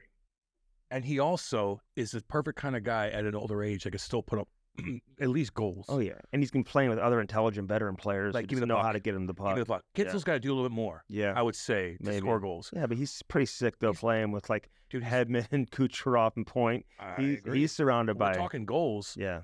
Oh, yeah, Coochie's going to give you that puck. Yeah. Two lefties, though. I know. I know. So, like, Stammer could just hang out, just wait. Don't mind me. Everybody else do your thing. Okay, boom, I'm open. Let's go. Yeah, that Stamkos was was a real best righty, case and he used to, he relied on his one-timer, obviously, on the left Still side. got it. Gentzel's going to be in a little bit of a different situation. Exactly. Playing on the strong side. I know. Coochie's like, I know exactly where you're at. Mhm. Coochie's like, I'm spinning off. Yeah. Backhand sauce, Yeah. 100 miles an hour. Oh, my God. Stammer's like, let's go. Mm-hmm. 40 feet across for a one-timer, no look, Yeah. backhand sauce. Yeah, I think Stamkos is going to he's going to walk into a spot where I think he's going to feel comfortable, too. Yeah. Having, like, O'Reilly and all these, like, veteran guys Are around. you kidding? Those guys are awesome. Marchessault coming in at the same time.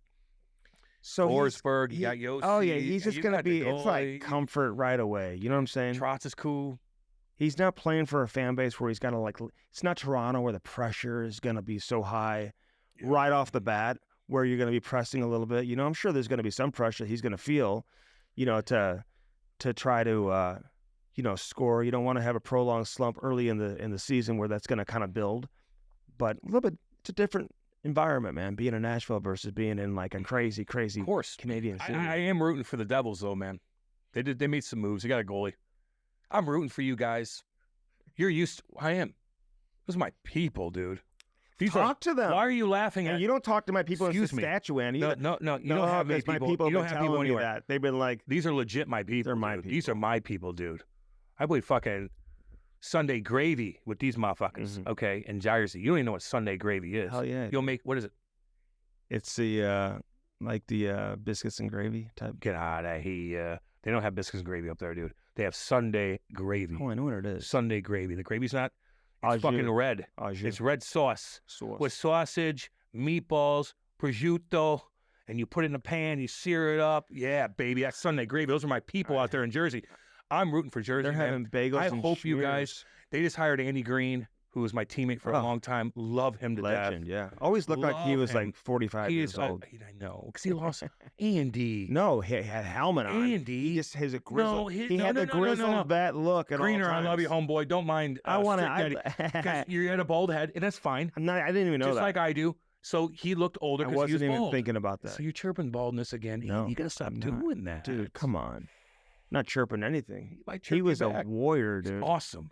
And he He's an always awesome guy. looked like a grizzled vet. So you got him, you got Marty involved, you got a bunch of these guys, man. I don't know. I'm rooting for the Devils, man. I know the Devils fans out there reach out to me. every PLC was fucking with day. Marty this past weekend. You don't think I know that? Does everybody know that? Just to make it clear, I'm with Marty. Where's PLC at? Let me look. Yeah, he's golfing. He's on a plane. We love you. We love him, dude. We do chirp because we chirp everybody. We chirp everybody. We chirp everybody. Just giving you guys a little shout out in Jersey, man. That's all. Hell yeah. So let's go to a party Hey, in Jersey at the Jersey Shower. Mhm. And I'm like, I can't do that. But I would. Kate and I, if we had a little bit more money, extra money to spend, I probably would have just flew up there real quick. so the World Junior Showcase just happened. Real quick, I throw out a Blues note real quick because they had What's a up? couple of kids What up? participating. What Like do you got? 3 defensemen for Team USA. This Colin Ralph, man, who the Blues got in the second round. Big boy. He's like 6'4". Like played in all 5 games. Went to Kirkwood. Like he is High school. for a year. Yeah, everybody's like, he's a St. Louis kid. I'm like, no, He played in Omaha the year before, and Yeah. he played in Minnesota the year before that, and then He's he not played from at St. Shattuck Louis. after that. Thank you. Yeah, So, exactly. It's like He's a St. Louis. he just not like really. he stopped here on the way. He stopped here. But It was a stopping listen, point. but he played It's for, like me being in Windsor. but he from Windsor. played for Car Shield for a year. Man, I give him Yeah. give him a lot of respect. good. But he wasn't like developed in St. Louis by any means. But All good. it certainly didn't develop at Kirkwood High School. Shit. Nothing against Kirkwood. No, but they're football. They're a football But school. he's just a late bloomer. This guy was playing like midget AAA hockey a year ago. It's a crazy story. And here he is. I think he is truly 1,000% in the mix to make Team USA's World Junior team, Dang. and who knows where he's going to be 2 years from now, man. He's heading to St. Cloud. He's a big He boy. is such a raw project. Yeah. Is he tough? I mean, we'll see. I don't know. Yeah. I'm just eager to see where he's at in 2 years. Yeah. Interesting. So, yeah, and Quentin Burns is a tough kid from Canada. You know, they only played a couple of games. He played in one of them. We'll see. I think he's in the mix too for Canada. Yeah.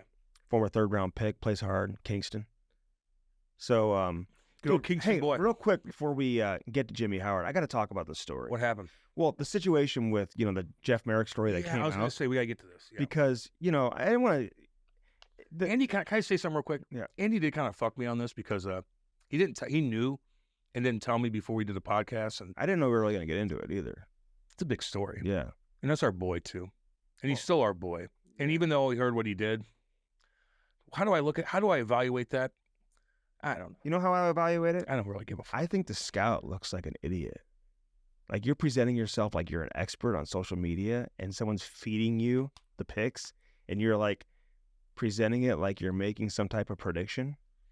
This guy works for Barry, and I'm not trying to trash him or anything, but if I'm the GM or the owner of Barry, I'm like, dude, where are our players?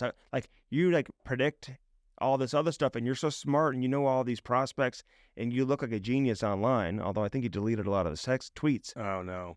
But it's like, why aren't you bringing us players? Bring us some players. Yeah, Notre Dame's. Like, find a good player for us. You know, so listen, I think the whole thing's goofy. It's a decision that I'm sure Jeff regrets. I don't know why he would do that. You know, Get paid. Was he just trying to be apparently he a good wasn't. guy? I think he was being a good guy. I don't know what he was doing. No, I but, know, you know, it still doesn't bother me. But I'll say this. You know, as a guy who broke a lot of stories and had a lot of information with the Blues, for example, and then when I started working with the team, and sometimes you're on the inside and you're hearing things and you're inside meetings and you're having conversations with people and you're in the mix to maybe where you wouldn't have been before and where others aren't, and they're trusting you with that information. Yeah.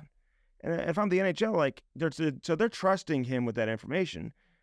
Doesn't matter who he's telling. Could be telling his mom, and his mom's putting it on Twitter, or his aunt, or his neighbor, or whoever. Just so happened to be a scout. Doesn't matter who it is. That is not your information to be passing along. That is the league's information. So I can understand why they would be pissed off, why Sportsnet would be upset about it. You know, is it worthy of a firing versus a suspension? I don't know. That's a difficult one for me because I think he did make a mistake, but I think you could probably trust that he wouldn't do it again, and he is very talented. Makes your product better. So he's tough to replace.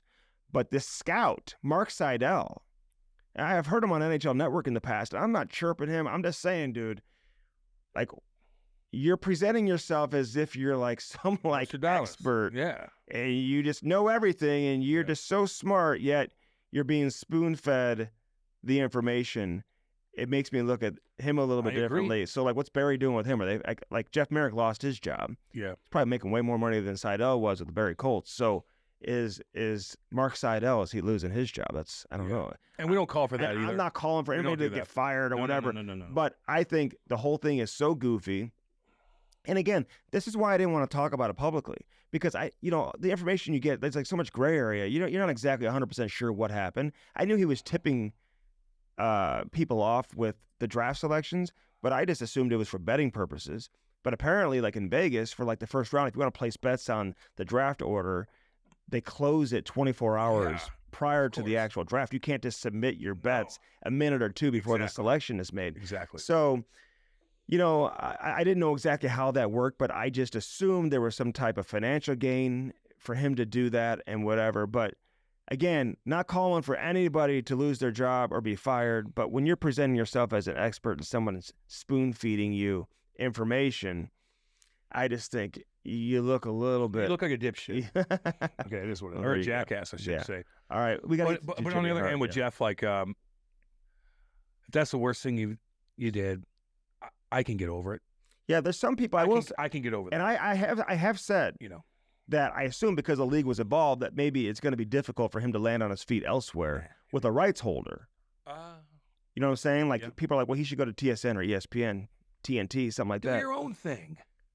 But I do hear from some people close to Jeff that he will be okay.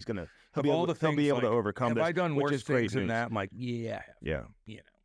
I can't be a hypocrite. Like, how everybody's a keyboard warrior. But I had heard that Virtue they signal. like, escorted him off the floor and all that type of stuff. Yeah. He fucked up. That's okay. You fucked up. I've done fucked up so many goddamn times. That's Like, why you would not expect me, if I was on the floor, or if I'm doing something with the Blues on trade deadline or something like that, and I've got some, you don't ever say, hey, what's going on? What's the late? do I ever ask you for fucking anything? No. Other people do. Yes, they do. I don't. Oh, my God. Some people put so much That's why pressure. Andy tells me, because I don't ask him. Because he knows I'm not going to do anything with it. Yeah. But I need to, But some people are like, just tell me. Why wouldn't you tell me? Because that's exactly Stop why. asking. No, because I worked for this. I work to get this information. I fucking buried my head and I've worked my ass off throughout the years to get to have these relationships to be able to get this info. Why would I give it to you? Mhm. You've been sitting on your ass all day playing video games and I'm going to give you fucking info? You're out of your you can fucking go to mind. your group text and be So like, you get- I know what's going on, Not guys. doing it. Not doing it. I know the game, dude. I get it. Anyway. Now you give me a stock tip. Yeah. Nancy Pelosi style. Well, we don't know that to be the case for sure, that she was tipping off Paul. I'm going to pick that back up for next time. Jimmy That's Howard. cute, man. Jimmy That's Howard. cute. I Hey, love we it. got these bench clears, man. Yeah, we got a new one here. Oh, they got Hey, some we new- got to put this up because the camera. Oh, look at the USA. Look at this right This here. is my USA basketball one. We got the Nardeeks right here. Who do you think of? Go. Peter Stastny. Who else? Mike Um, Ricci. Go ahead. Joe Sakic. Yes. Who else? Chris Simon. There's the one. There it is. Chrissy Boy Simon, who had the scariest look of any tough guy I've ever seen in my life. Chris Simon, when he played for the Nordiques in the Avalanche. Woo! I'll play that game. Ready? Go. BG. Caitlin Clark. No. Do you know Caitlin Clark? Her basketball card is being sold for Yeah, we talked about $50,000. that, of course. Not on here. Yes, we did. Not on here. Oh, it was on your show. Never mind. Cam was my guest. My guest. He does what I say. I had him out in the green room. I'm like, oh, you'll come in when I tell you to come It's tough for you to not talk the whole time. in. Although you and I could do another day, dude, and just We are going to do another day. roll. Just talk about shit, dude. There's all kinds of crazy shit going on. I know. People like listening to us just talk about shit. Yeah. And if you disagree with us with stuff, Yeah. who cares? Like we're not staunch, No. religious, whatever. Yeah. I'm reading what I'm reading. Convince me otherwise. Yeah. And a lot of people do convince But me I otherwise. will protect my family on the river. Makes me mad. I needed Cam there. You needed me and a couple of shit kicking motherfuckers just to fucking chill. Mhm. Those guys wouldn't even have looked at you. They wouldn't even looked at you. Yeah. If I had my boys there, we wouldn't be on a raft. I was gonna call. I had no cell service. Yeah, no, I don't like that. That makes me so uncomfortable. Like the young girls, like you have to protect them Yes, you do. as much as your wife. Yes. Little Oh, Ivy, my are you God. out of your goddamn mind? Ty's gonna be okay. Put them on the side. The girls, Mhm. you always protect them, man. These goddamn Hoosiers. Ty wants to wrestle. Good. Get him into wrestling. I told all you guys this. I got into wrestling in high school and a little bit in middle school. And it helped me out with my balance and my strength. My neck got big. I knew I could double leg you in 2 seconds. I'll pick you up. No, I'll you couldn't. slam. Oh, my God. So you could- Brody will beat your ass. Brody, our engineer. Is he in shape right now? Brody looks damn good. I'm giving Brody a shout out. Brody Campbell. Follow him. He does a lot for us. We love him to death. He looks We got a jacked. great team here. We got a great team, man. He'll beat the shit out of you. Oh my God! Why are you so aggressive like that? Well, I'm just being realistic. I'm not fighting anybody. You just said I couldn't take you down. I'm like, Brody will take you down with wrestling. With I see he's a wrestler. Yeah. He was a wrestler, wasn't he? Yes, he was. Do you know, like in He'll a, give you a little ankle like pick. at a major college, when everybody hangs out at the burrito place at 2 a.m. before they go back home. Yeah. After partying all night long. You know who wins the fights? The wrestlers. The wrestlers. Why do you think it is? Because they're fearless. No. And they're tough. Why? They get the hold on you. Why? Cauliflower ear. Because 98% of fights Mhm. land on the ground. Oh yeah. What do you do now? You're going to swing for the fences and miss, and all of a sudden somebody's going to double leg you. Boom. Boom. Now you're down. Now you're stuck. Name me some fights that are just toe-to-toe in the street. No, they fall down. This way he gets choked out or curb stomped. That girl who punched the other girl. That was Which one? That was toe to toe. Which one? The There's one a billion that of them. everyone is accusing of being a man. What country is she that was from? a- Algeria? Yeah, Algeria. They don't like. They're pretty strict over there. I don't know, man. I don't know what to Do think you of that see whole the thing. Egyptian girls volleyball team? Yeah, and their hijabs, They gotta be hot as hell, dude. How do they do that? because they're forced to. What happens if they take it off? You'll probably get stoned to death. Oh my God! Really? Let you go there and see. To Egypt? Egypt, hey, Is that a dangerous country? sure. You got a lot of cool Dude, things there. How but are hell they yeah. competing with that on? Are they in swimsuits too? They're out there. They're used to it, man. They get no fucking Are they no rights. Are they in swimsuits? Egypt might be different than like. Do they Yemen. have mobility to be able to? Does it look like they do? Because it's Looks bump, terrible. set, spike. Fuck. You got the other girls with their thongs, like basically they're riding up their ass. The most beautiful women in the world, and all of a sudden you have like you look over the hijab, like you can't see their face. Like what is going on here? Who leads the Egyptian national team in digs? No idea. The one that you can't see their face. You don't know? You give me a trivia question? I'm sorry. What is it? In digs? Digs, yeah. Like It's a volleyball term Oh, you're I was probably gonna not say. very familiar with. well, Egypt has a lot of cool things that I'd like to see. Okay, Including the pyramids. bench clears. They probably have some of those. Egypt has some badass Put rivers. some of too. these on there. I'd like to go. What's the most see- famous river in What do you Egypt? think? Probably the Red Sea. River? No, Nile? No. Is it? Damn, I'm pretty good recently. Nile's hardcore. There's tigers and shit. Fucking right. Tigers, there's crocs that are 25 foot long and they're everywhere. And they took stones from Hey. 800. They dug them out of mountains. Monolith stones. Mhm. Thousands and thousands of pounds and put them on and they fucking shipped them up and it's unbelievable how they did it. Apologize, because when you were Mean Cam a couple weeks ago and you asked me about Mount Rushmore, and then you're like, damn, you actually did pretty good on that. Well, you failed. No, I got it right. Oh yeah, by the way, Nancy Pelosi wants Joe Biden on the fucking- No, she does She did. not. She said that Nancy She Pelosi's didn't like, say that. he should be on Mount Rushmore, and then all the memes came out. Oh, she did It's not so say that. that's why, like, She did not say that. Prove it to me, because I didn't see that. Maddie, should I prove it to him real quick? Should I bet him real quick? I mean, I'm not Should I looking. bet to, him? I'm not. Should I bet him? I'm not looking to bet. This is what I had to deal with. Should I bet him? Get on with I yourself. didn't see that, and I pay, no shit, I you pay didn't see it. You attention don't to see a anything. lot of politics right now. She thinks Joe Biden deserves to be on Mount Rushmore. Should they take off JFK? According to you? See, no, JFK's not on there. Do you not I got get- him. do you I got him in Roosevelt. Do you not get that? Yeah. Somebody gave me some great information on Roosevelt the other day. Did you read about him? No, but I got a message. Oh, Teddy? Yeah. He got shot and stood there. And his speech. Teddy Really? Roosevelt got shot, got stuck into his like cigarette thing. Really? Teddy Roosevelt talking about hunting and stuff. Like I was a real hardcore American dude. So, Did you look him up? the Wonders of Wildlife Museum and Aquarium in Springfield, blah blah blah. Teddy Roosevelt. Shit kicker. He said you should brag to Cam about seeing Hemingway boat and a bunch of cool Teddy Roosevelt stuff that they have down in this place. He's telling me to go. Oh, to. Ernest Hemingway? yeah, Yeah, dude. Big Ernie, dude. He was a big popular song bitch. yeah. I think he had like Asperger's or something. Like he was really weird. Ernest Hemingway. Look him up too. I'm gonna have to look. See, I love like all these like famous people pop up and you're like, you hear about it, but then you really do your research. Oh, like, yeah. Wow. I do that too. Teddy Roosevelt, read about him. Mm-hmm. Hardcore. I do that more like with a lot of like athletes and stuff like that. yeah, I like I'll just read their- historical figures and stuff Like like a lot that. of these Olympians, I'm like, what's their backstory? Yeah, but usually it's like they grew up here and they did this. But like some of these historical figures that are passed away that did so much, and you just forget how much shit they've been through. Yeah. And you're like, wow. Yeah. Wow. Okay, so bench clearers, dude. You use the promo code Cam and Strick, or you can use BOGO50, Yeah. and you can buy one get one 50% off. Look at this USA one.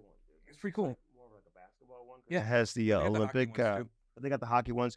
Somebody just sent me a message. They just got the hockey one. They're unbelievable. They've got throwbacks like Quebec and like Hartford Whalers, like you see every team, and they're light, man. So you can the Egyptian volleyball team could use some of these. Oh, they'll Actually. get stoned to death. Oh my god. Then don't do it. But you know what? It's not funny. Oh my god. And who's laughing? It is goofy. I'm just saying It just shows you like how far apart we are. We are. Like We're bitching about the United States, and you're like, just look around. Like Yeah, the women get yeah. treated like shit Yeah, in it's other a little places, man. different. Women can do what they want in the Yeah. U.S., dude. Get the tank. CEOs, Get whatever it- you want to do. Get it today. Bench clears, Maybe baby. be president. Say hi to Anushka. Anushka, what up, girl? Got some more videos coming for you. Cam and I are like part of the Instagram promotion for bench clears. Yeah. look for that very, very soon.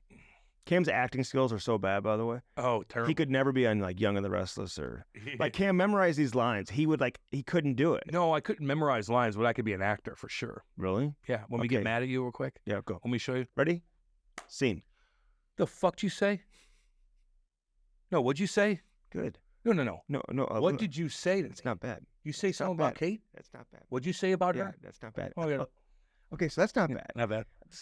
Or should I do like a little more square? Should I do like now happy version? Yeah, I do. Hi everyone, I'm Cam. Blah blah blah blah blah. Do. See? Yeah.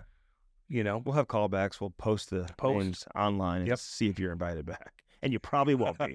Well, I don't got the look. You know, I'd have to play a psychopath or a good old boy that just is on the farm down the side. I would like to be in some movies or.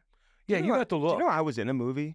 Oh, Jesus. No, years ago, this guy comes up to me in Arizona, and he asked me to be in his movie, and we did a filming scene. For what? Shooting guns and everything. Oh. And he's like this. And I don't know. I did see this, by the way. It's called The Black Hole, I think. No one cares. It would be called that. Here's the thing. I saw a guy at a fucking a station where they're shooting guns, right? And he had this fucking AK or AR, whatever it was. He puts it down. He looks over. He's talking to me. What station? Like a gun range. My bad. Like a station where you have to, each station has a gun range. Puts it down. Puts it down. Looks over. Shoots by himself. Yeah, who to shoot? He's like the fucking target. Oh wow. And all of a sudden he's like, "What the fuck is that?" He looks back, goes, he's lucky. Shot again.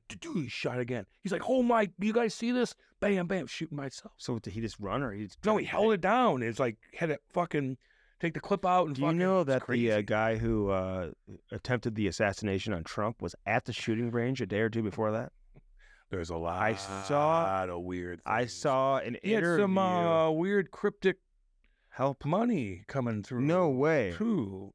He had different. How about accounts. the way his dad's acting? You see, he had people from the FBI come by his house early. Interesting. Really? They scrubbed everything out of his. Interesting.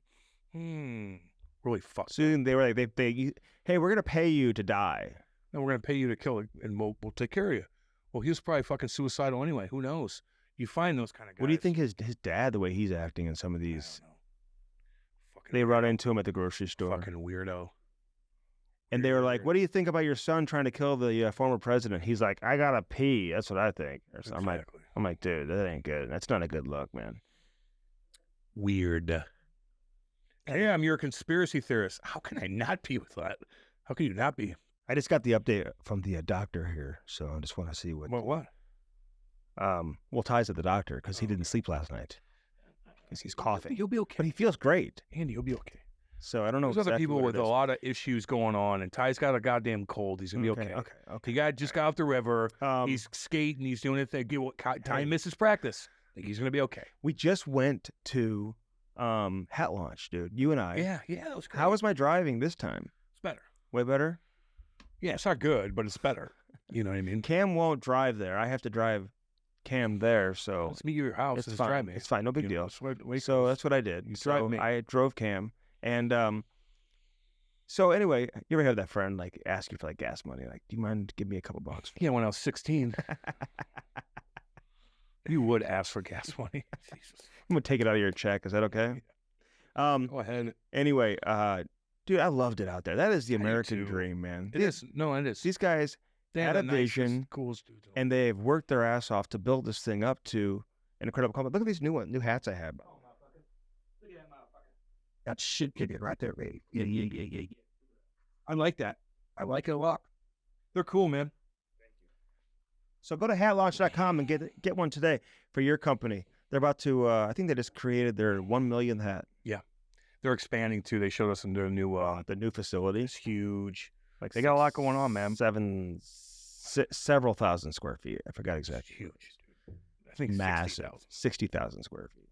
Monster. Massive. So they got a lot of people working, man. They do the right thing. They take care of their employees. And they're very smart. Like they're former like corporate executives, basically. They're cool, dude. They're just engineers. They're down to earth, cool cool people. Yes, and I sent already, just by putting something on Instagram, Cam, I sent like a few people there who have made some big time purchases. They don't want to sell one-off hats, dude. No. They want to sell like dozen at a time. Like that's like get one for your team or your Get one for business, your your team. company, your organization, whatever. or it you is. buy a bunch of Cannabis trick hats. You know? Yeah, say, hey, listen, I I want, want like 12 of these I want different 12 of kinds. them. Dude, they give us so many. I got like camouflage, this or that. Yeah. They're really cool. Yeah, They're just really cool. Yeah, the camouflage looks good on you. Let me tell you. I'll wear the camouflage next time. Is that true? You're bad at it. I'll wear the camouflage next time. Fuck, you'd get owned. in Say the hi to locker all the shit kickers in You the get owned in the Saskatchewan, Hey guys, what's up? We love all you guys, man. Alberta. We're all going through a weird time right now. You know, everybody is. We're You know all what I going mean? through a weird time. We are. It is. It's fucking right. It's weird. Weird time right now. Market crashed a little bit. That could bounce back. Japan had some of the blah, blah, blah, blah, blah. You know, there might be World War III coming up. Our country's divided as hell. Canada's divided as hell. It just, hopefully everything kind of settles down. You know, hopefully everything settles down. And it usually does. Yeah. But Okay, so anyway, what's hat up. launch, man. So say hi to everybody over there, man. Love We you thank guys. you for showing us around. Yeah, I dude. We had a appreciate that, great man. time out there. we appreciate that. Order We're your gonna do some, hats today, hatlaunch.com. and we're going to do some cool videos with them too. Yeah. So you know. Illinois Recovery Center, we talked about it earlier in the show. Yeah. We just had that message play, which I I know. love hearing. I man. know. I do. Makes me sad and happy at the same time. Oh, yeah. I know. I just know what they're going through or whatever. Like I just know. But they're going to help you at Illinois Recovery Center. Chrissy Pondoff and Eric Conley will help you. That's what they do. It's not like, hey, just take me. What do I do? No, you got to help yourself. Okay. You got to help yourself. You can't do it without wanting to do it. You can't be like, well, my wife wants me to do it. My kid. No. It's about you. Yeah. You have to do it. So they're going to give you every opportunity. They're not going to sugarcoat anything. They're going to take care of you. The beds are nice. It's a nice area. They want to help you, and they will help you, but you have to help yourself. That's the Illinois Recovery Center in Swansea, Illinois. Chrissy Pondoff, Eric Conley, those are my fucking people, dude. I'll be playing golf with them this weekend. People. Huh? Yeah. Go They're my people. I love them to death. I know them personally, and I know personally that they will help you. They will help you.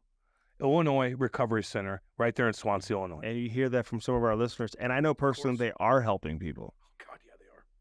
Every single day. Every second of the day. Yeah. Actually. It is. Every second of the day. Pretty they're helping much. people. Every second of the You know. day. There's no doubt. And my stomach's growling. Oh, got it. Dude. Go eat something. You hungry? Fuck yeah. Okay, listen. Firstform.com. That's We why. have our sweepstakes, and we've gotten some people who have sent some Good. Help us of their out with that. orders in. Oh, yeah. Hey, send us your order when you order anything from First Form, and you're automatically registered to receive a prize package from First Form Yep. and Cam and Strick, a combined prize package. Badass hats, too. So you got to use our link, though. You got to order it from our link, Cam and Strick, firstform.com/Cam and Strick, firstform.com/Cam and Strick. You place your order. It's very simple. Then you send us a message and social media, email, whatever you want to do with your order number showing that you made a purchase. Yep. And then the winner gets the package, man. A First Form care package plus a Cam and Strick package as well. Yeah, so you get hooked up. So you're already getting hooked up anyway with all their stuff that they have. And all of a sudden now, if you get hooked up again. get hooked up again, like it's like double, like just might as well just do that. Yeah. And you're helping us out too, man. Yeah. Like if you guys like listen to this podcast, like we need to do that kind of stuff, man. And First Form's been there for 3 years with us, man. We gotta do this kind of stuff. So we want to help you. You guys help us. That's what you got to do. Just send a message or whatever on social media with your purchase order, and then we'll hook you up. Dude, I've seen so many nice swimming pools lately, and I'll tell people when I go over there and like the pool, and I'll be like, "Hey, Are they better than did Lifetime's pool? Chili plastering do your pool?" And they're all like, "Yes." They're Yeah. unbelievable. Best customer service. Do unbelievable work. Anything ever goes bad, they call them. Hey, can you come? Like, look us. Like, they're there. Yeah, somebody sent me a picture of a deer in there. They had chili. We had some deer in my backyard recently. Is that weird? No, Fuck, I could throw a rock in my backyard. I'm and hit just a deer. saying they're out. They're out and about, right? They're always out and about. But anyway, I had a guy send me, he's like, hey, Shilly hooked us up with this, our lining. I go, what happened? He goes, look at this picture. And he sent me a fucking Oh, deer got really? caught in there. Scraped it all That's what up. Ryan Shilley will do, man. Yeah. And And give his little Marcy. dad a shout out. Dave Shilley is my AAA coach, baby. We got to give all these coaches that help out all these kids, man. You helped me out, and I got to where I needed to be. And so guys like you, man, paved the path. So I appreciate that. Dave Shilley, little fucking shout out, Turn baby. your I love backyard you. into an oasis. Damn right. Oh, God, I wish I could. Paradise. If I had a pool, would you guys just come over and hang out at the pool? I would. Yeah. I would. If you had a pool party, I'd go there. Okay. But you don't. Well, So now I'm like, what the fuck am I going to do at your house? I'll play hockey with Ty. I do have a pool at CCR. I'll be bored at your house. At Creve Coeur Racket Club. I'll bring you over there. I'm not going there.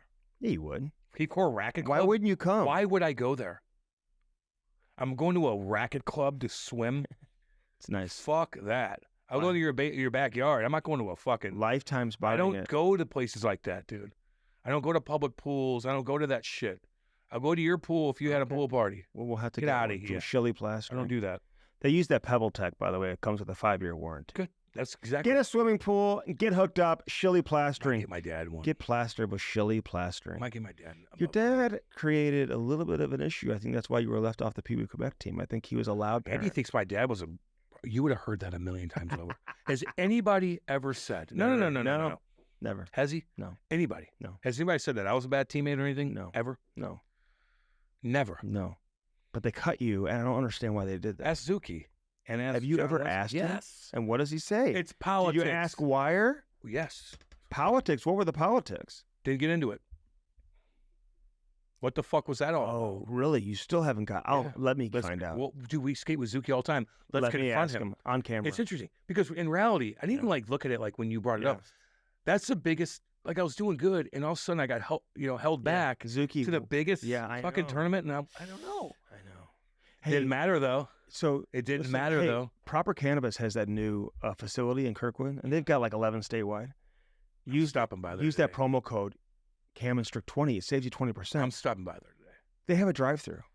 The The drive-through is amazing, dude. It's so quick. It's so you don't have fast. to see It's so anybody. easy. Just show your ID. Blah blah blah. Yeah.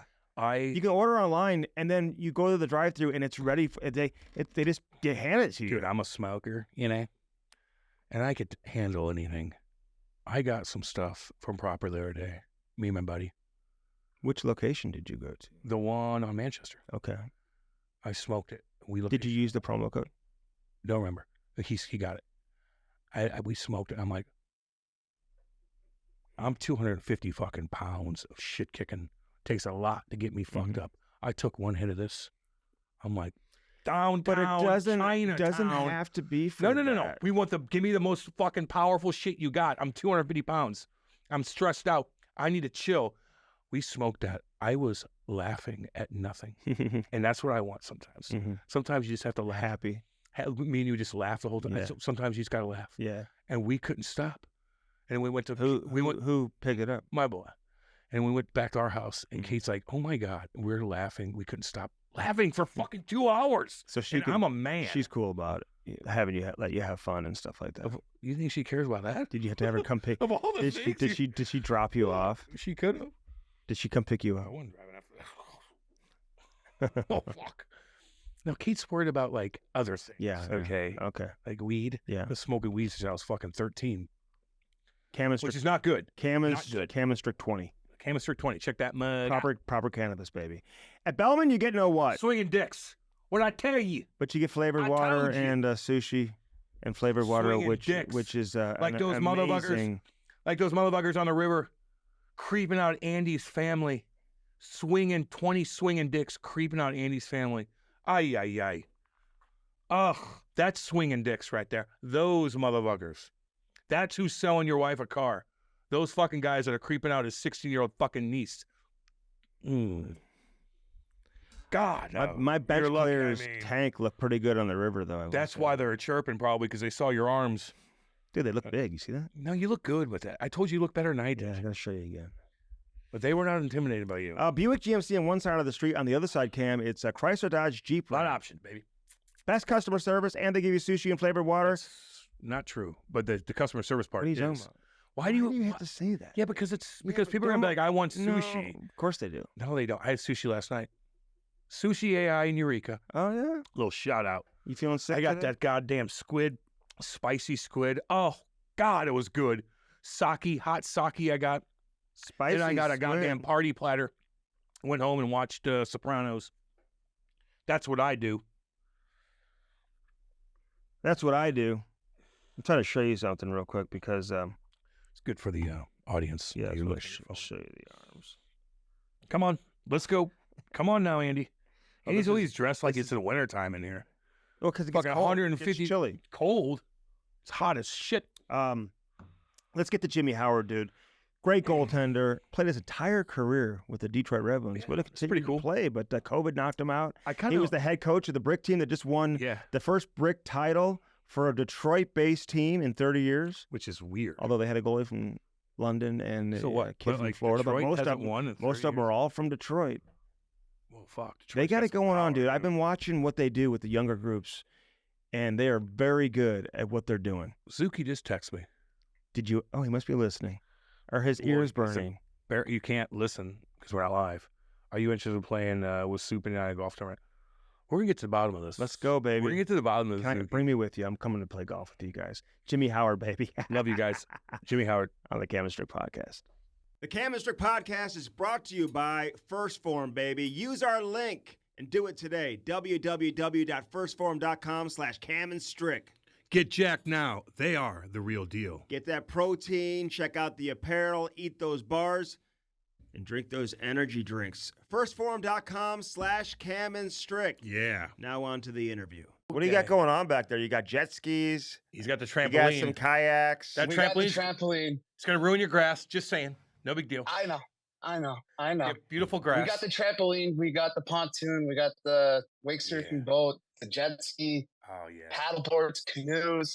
I mean, it kind of drives me nuts when one of the kids says, there's nothing to do here. Oh, how often are they saying James, that? Don't do that all the time. Don't play that game. Too often. No. Are you in Maine? No, where are you? Yeah, I'm in Maine. You Maine legend. By Stephen King? Yeah. You go anywhere you want in Maine. About 25 minutes. From Stephen King? Yeah. He was doing much of Blow, and he was writing all those crazy stories that I used to read back in the day. You don't know that. Yes, he was. Now he's crazy on Twitter, but it is what it is. Stephen King. Yeah. Is he? I didn't even know he was from Maine. How big is Maine? Can you get like from one end of the state to the next in like 2 hours? No. Is it that big? Yeah. I think it's like Rhode Island. Dude, Maine's hard, dude. It's the most depopulated state in the U.S., isn't it? One of them. It's the most what? Like depopulated, like from town to town. Cam's making up words. We don't depopulated. Is that a word? Isn't it? There's not that many people up there. I know, we have the most tree dense area in the U.S. Yeah. I mean, when you drive, it's just trees. I went blueberry picking there one time back in the day. Oh yeah, that's where all the blueberries. That's hard work too, and it's hot as shit. It's hot as shit up there, isn't it? Yeah, it's like a punishment for kids. So hey, was this like a dream of yours? Like you're playing in Maine, you're doing your thing in college, and you're like, damn, one day I'm gonna get my own place here, and I'm gonna live in Maine during the summers. No. But I married a girl from here. Where she grew up is probably about 15, 20 minutes from the lake house. So part of the trade-off, I never thought I was going to spend, 14 years in one spot, let alone one state. So I was like, hey, our home base will be in the summertime. It can be in Maine, and I can just skate and train up at the university. But,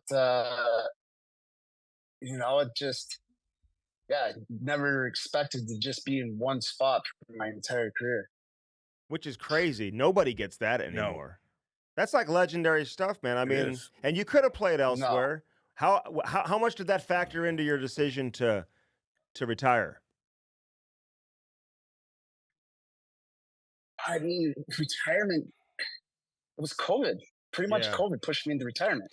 Okay. I was still training and everything like that. And I was like, well, am I still having fun? Are we actually ever going to play again?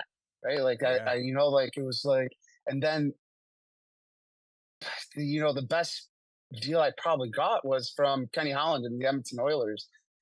And I was like, man, by then I was like, I'm fried out with all this, because in order to see my family, in order to see my wife, to see my kids, they'd have to come up to Edmonton, quarantine for 14 days. And then, get to see them. And I was like, I don't know, this ain't worth it. So, ultimately it was COVID that kind of shut me down. Yeah, man. Shut a lot of people down. And that makes a lot of sense. Big time. Because they did have that quarantine period. Yeah. I mean, it was so much, and honestly, it just like recently loosened up. I think, like up in Canada, Yeah, where you no can shit. actually like go places. I know. Yeah. Although you're close to Canada right now. But yeah, no, but and you know what? Being a goalie too, man. Like, God, your last couple of years, especially your last year. God, I watched this whole thing about every single game on YouTube that you had in your last year. Like, that whole situation must have worn you out. And I'm just looking at your roster. I love the Red Wings, man. You played for two different types of teams throughout your career. Two organizations. They were terrible on defense. This guy's breaking every single goal down on you, and I just kept watching it for hours. And I just was like, "Fuck, that must have wore you out, man. It must have wore you out."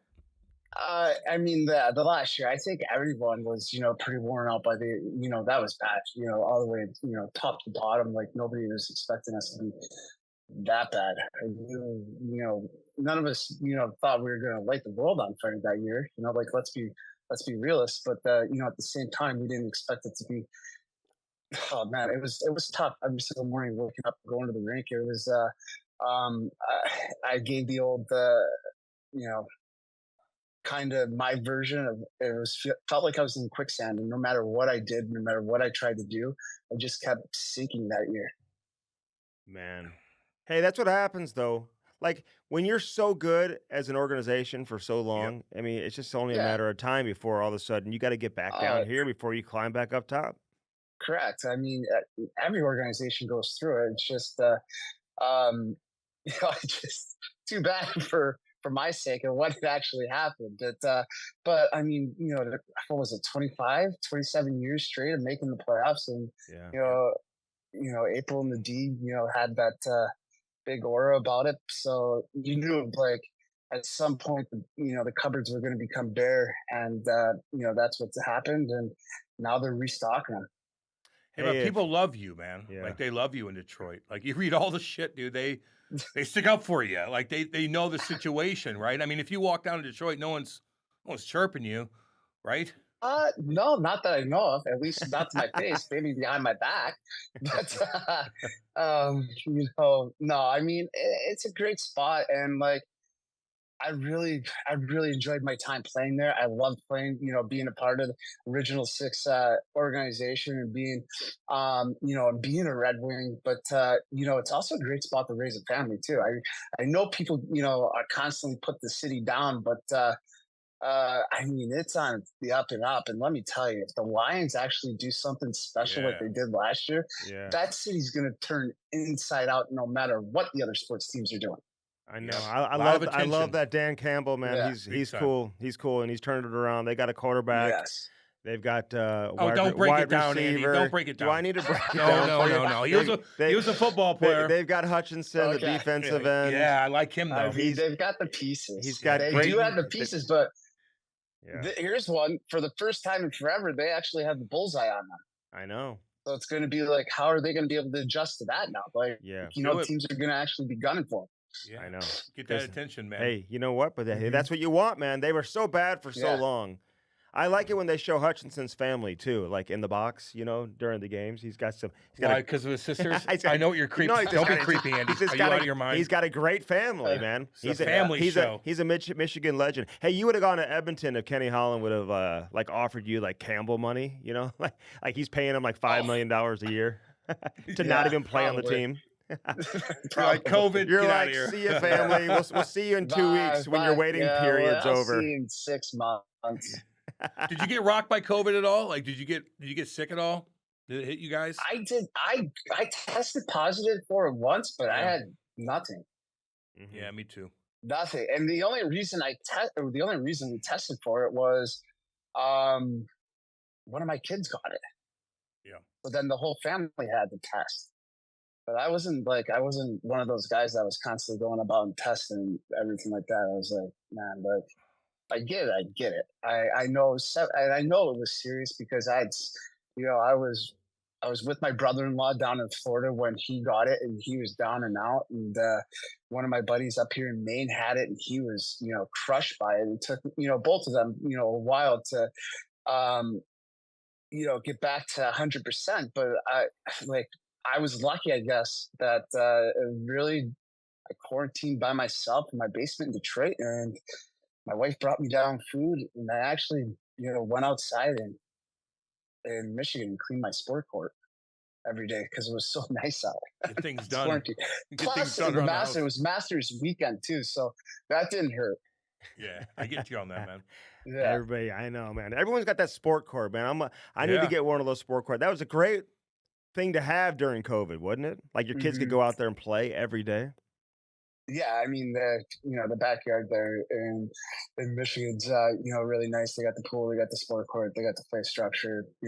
Same thing as here, minus the trampoline. I'm not a big fan of the trampolines, but grandma and grandpa got that for them, so I can't really take it down. Hey, are you ever looking at your beautiful back? Don't get hurt. You ever watch them back there and all their friends are like, let's get on a trampoline, and they're trying to bounce each other, and all of a sudden you see one fly off. Not your boy, but maybe somebody else's. No. And you're like, oh boy. No, there goes the neighbor. We used to do that all the time. Yeah. No, they have the netting around it, so they got to really bounce somebody if they're getting someone up over the netting. Oh, okay. So they're net. But what about your toys? What about the Cam boat? thinks it's like the 1980s. I know. And it's like the old I don't school. have kids. You could tell. My bad. The old school. I'm off my game on you. He this thinks morning. it's the old school like a trampoline where you're just like jumping off. Okay, of it. here's what I do know. What about the water toys? Are they allowed to go out there? Like, are they responsible with everything? Because you got a lot going on. So we have the pontoon, we have the wake surfing boat, the jet ski, but honestly, here in the state of Maine, you cannot drive, personal, like water or boat or anything jet ski until you're 16 years old. And even then, when you're 16, you still have to be accompanied by an adult until you're 18 years old. So they still have a while until they can, go out there. But you know what? They still cruise around on the jet ski right out in front of the dock. Of course, man. Hey, are you still working on TV? You still doing the Red Wings like pre and post game shows? Yeah, who knows? I have no idea what's even going on with Bally's or anything like that. Like I said, I'm up here in Maine. I'm kind of off the beaten path, and I really don't pay much attention to what's going on in the outside world when I'm here. Good for you. So I have no idea what Bally's is I doing. envy you. I envy you. Good for you, man. Yeah. Okay. Well, I know you had been doing it, so I didn't know. I mean, you like doing the television, though? Is it something you enjoy doing? I do. It's one of those. It is so different, right? Like you're trying to get everything, like your whole concept of why something happened or why there was this breakdown or why this goal was scored, and you have to get it out in like 30 seconds, like the challenge of that. And then you're staring into a TV. So it's like, it's so unorthodox that I by no means am I the best at it, but I enjoy the challenge of, trying to do it and, trying to get better at it. You got Ozzy there to help you. Oh my God, he's like Rain Man when it comes to like hockey. It's his mind, like he doesn't even watch the games, and like he's still spitting stuff out left and right, like on the post game and in between periods. And I know how he is. Like he's got attention. He soaks it in, man. Attention spans. Oh man, about as large as a gnat. So he's. It's amazing to me, like the knowledge and everything that he's able to spit in between periods. But at the same time, he's got the reps too, and he's watching, he travels with them, he does the color, so he's around the team, a hell of a lot more than I am. Yeah, I loved Ozzy, man. When he played here for a couple of years, we had him. He always compared everything to Detroit, though. It was always like, "Oh, in Detroit we do this. In Detroit we have this." And so then he ended up going back to Detroit. We had him on. He was doing the dishes the entire interview when we had him on. Remember that? Yeah. And the dog was barking, which is fine. But he was doing dishes. It was pretty funny. I know he had Brownie's kid living with him at the time too. He had Brownie's kid was living with him. Brownie's like, "Hey, did he tell you my kid's living there?" I'm like, "No, he didn't even tell us." Didn't say one word about it. We even talked about you, Brownie. Yeah, exactly. No, I mean he had Bush's son not too long ago either. Really? And he had another one this year too. Yeah, he's still at Dad of the Year. Yeah, he's Mr. Billet Dad now for USA Hockey. I got to give you a shout out though, man, because I was again creeping you out all day, and I finally found the video. And I know you talked about the fight in the minors when your family was in town. I think it was in the first period where Leighton came down and challenged you. And no one really saw the video, but the video's on YouTube now, and it's hilarious. Dude, you were throwing bombs, baby. You were getting, and he got his jersey out. I'm like, oh my God, you stuck in there. You stood in there. You were doing your thing. I was very entertained, man. That was great. How'd that start, by the way? It was Terry Virtue and Brian Helmer, I believe, were in a scrum on the half wall with a bunch of other guys. And then the next thing I know, Lates is at the blue line. I wasn't even paying attention to Lates. He just sort of skated all the way down. And I was like, my mom was there, my sister, my dad, my cousin, my grandparents, because that was an easy road trip for them growing up in upstate New York. They go to Syracuse and Rochester. They just, they all grew up in Oswego, so they just shoot over. So yeah, lasted all of 5 minutes in that one, and was, sitting there next to my cousin. He catch you? Yeah. He was a goalie too back in the day. And so like, I was looking at him. I was like, don't get any ideas. I'm like, it's really not that fun, and it's exhausting. It's so exhausting. Cam would know. It's in your equipment though. I don't know how you guys do it for as long and as hard as you guys. Oh my God. Like if I was playing 30 seconds. I was playing a lot of minutes, dude. I don't know how, like, I watched, I just, sometimes I'm just bored, man. And I was watch these old fights of Probert. Probert was playing a lot of minutes, and he's going for 2.5 minutes with guys.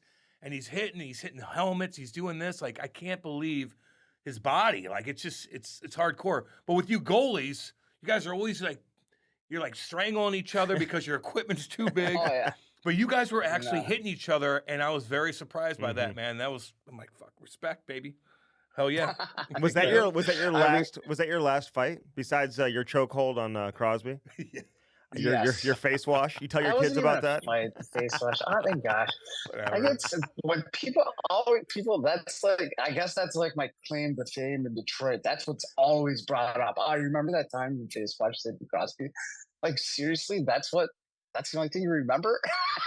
Yeah, exactly. I know I didn't have a Hall of Fame career by any means, but I'm like, geez, I guess that's my claim to fame. Played a long time. Just what blows up, man. Like, you know what I mean? It's Crosby, dude. That's why. Your kids are like seeing that could be negative on YouTube. Like all those kids you coach, you just won the brick. They're like, I'm gonna Google Coach Jimmy. Yes, that's what comes up. They do that all the time. Yes, they do it all the time. Hey, Coach Jimmy, guess what? I saw you and Tuukka Rask almost got into a one game. Or it's like, oh, hey, Coach Jimmy, I watched your highlight video.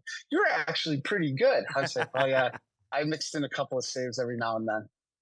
Well, you did get pissed once in a while, though. Like the game against, the Kings or Clifford, who's tough. Oh, yeah. He kind of ran into you, and you're like, well, blah, blah, blah. I'm like, whoa, Clifford's going to get on. And then Quick comes over. Then you bump into each other. Yeah. Like, you're steaming, baby. What was he saying to you on the bench? Because I think there was a TV timeout. That's why you were going back to the bench, right?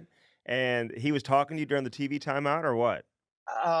We weren't really saying much to each other, to be honest with you. Quickie, like we go way back. Yeah. Right? Like, so like we were buddies, and so like we weren't really texting. Like after the game, like we were joking about it. He's like, "Sorry, man." He's like, kind of had to do that because Cliffy's one of our heart and soul guys of the team. I'm like, yeah, of course. Like I get it, Quickie. I get it. And I do the same thing for one of my guys like that as well. Well, I think that's why you went after Crosby, right? Wasn't like Zetterberg getting punched in the face? Oh, he's going after Z. Yeah, there you go. It was all behind the play, and nobody was coming to Z's aid. I was like, well, we got this one wrapped up. The horns have gone off, so might as well get in there. Wasn't that your rookie year, too? Man, am I glad Todd Bertuzzi grabbed Billy G, though. Yeah. Oh, yeah. No, Billy G was trying to get in there. Really happy that Todd got in between Billy G and me. I saw Billy come flying over the top rope. I was like, oh, don't get me.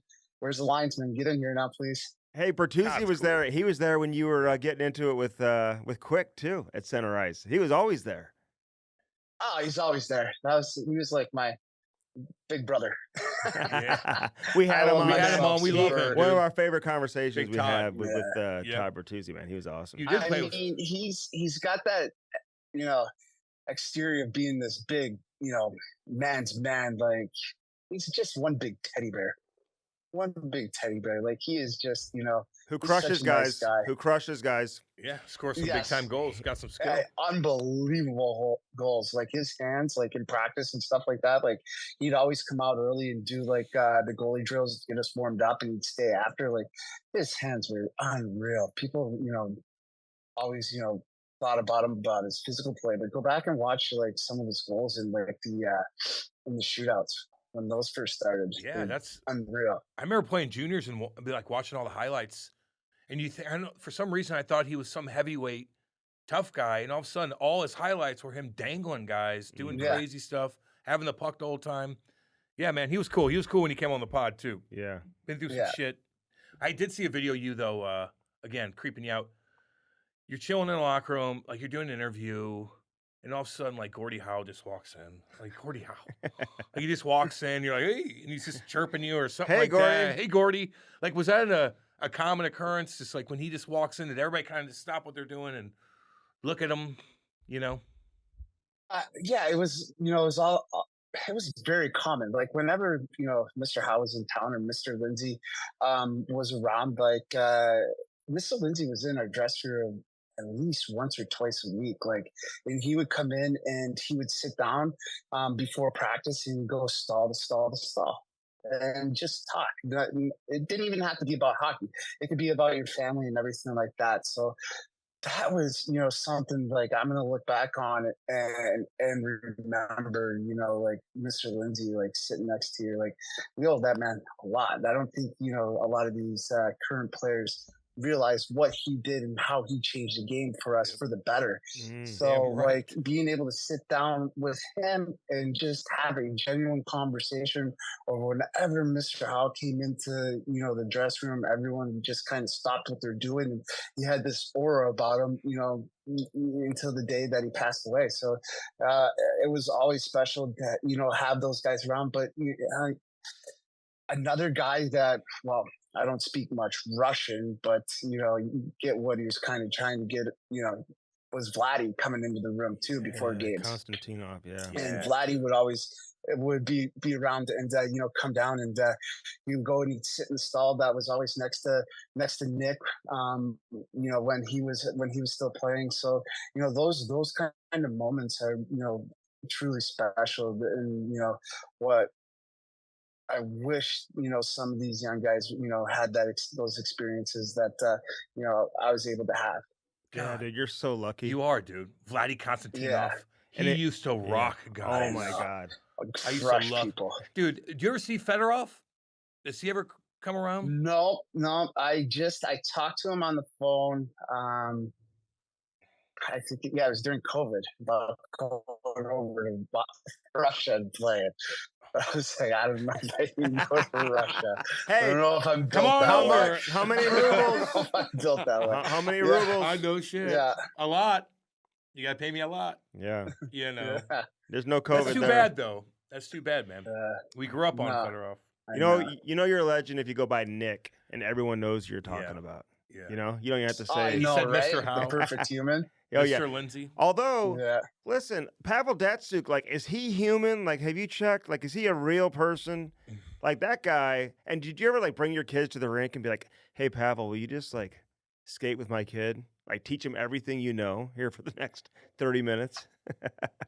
I mean, honestly, I have a photo of my oldest boy, James, being held by Pavel on our way to the All-Star game in Ottawa, my first All-Star game. So like Pav was kind enough to get us a private jet to fly to Ottawa because he didn't want to fly commercial. So nice. got us a PJ, and James, was sitting there, in Pav's arms, riding to Ottawa. So those are the memories that I have. But everything that you guys got to see at Pav, like during games, we saw it in practice every single day.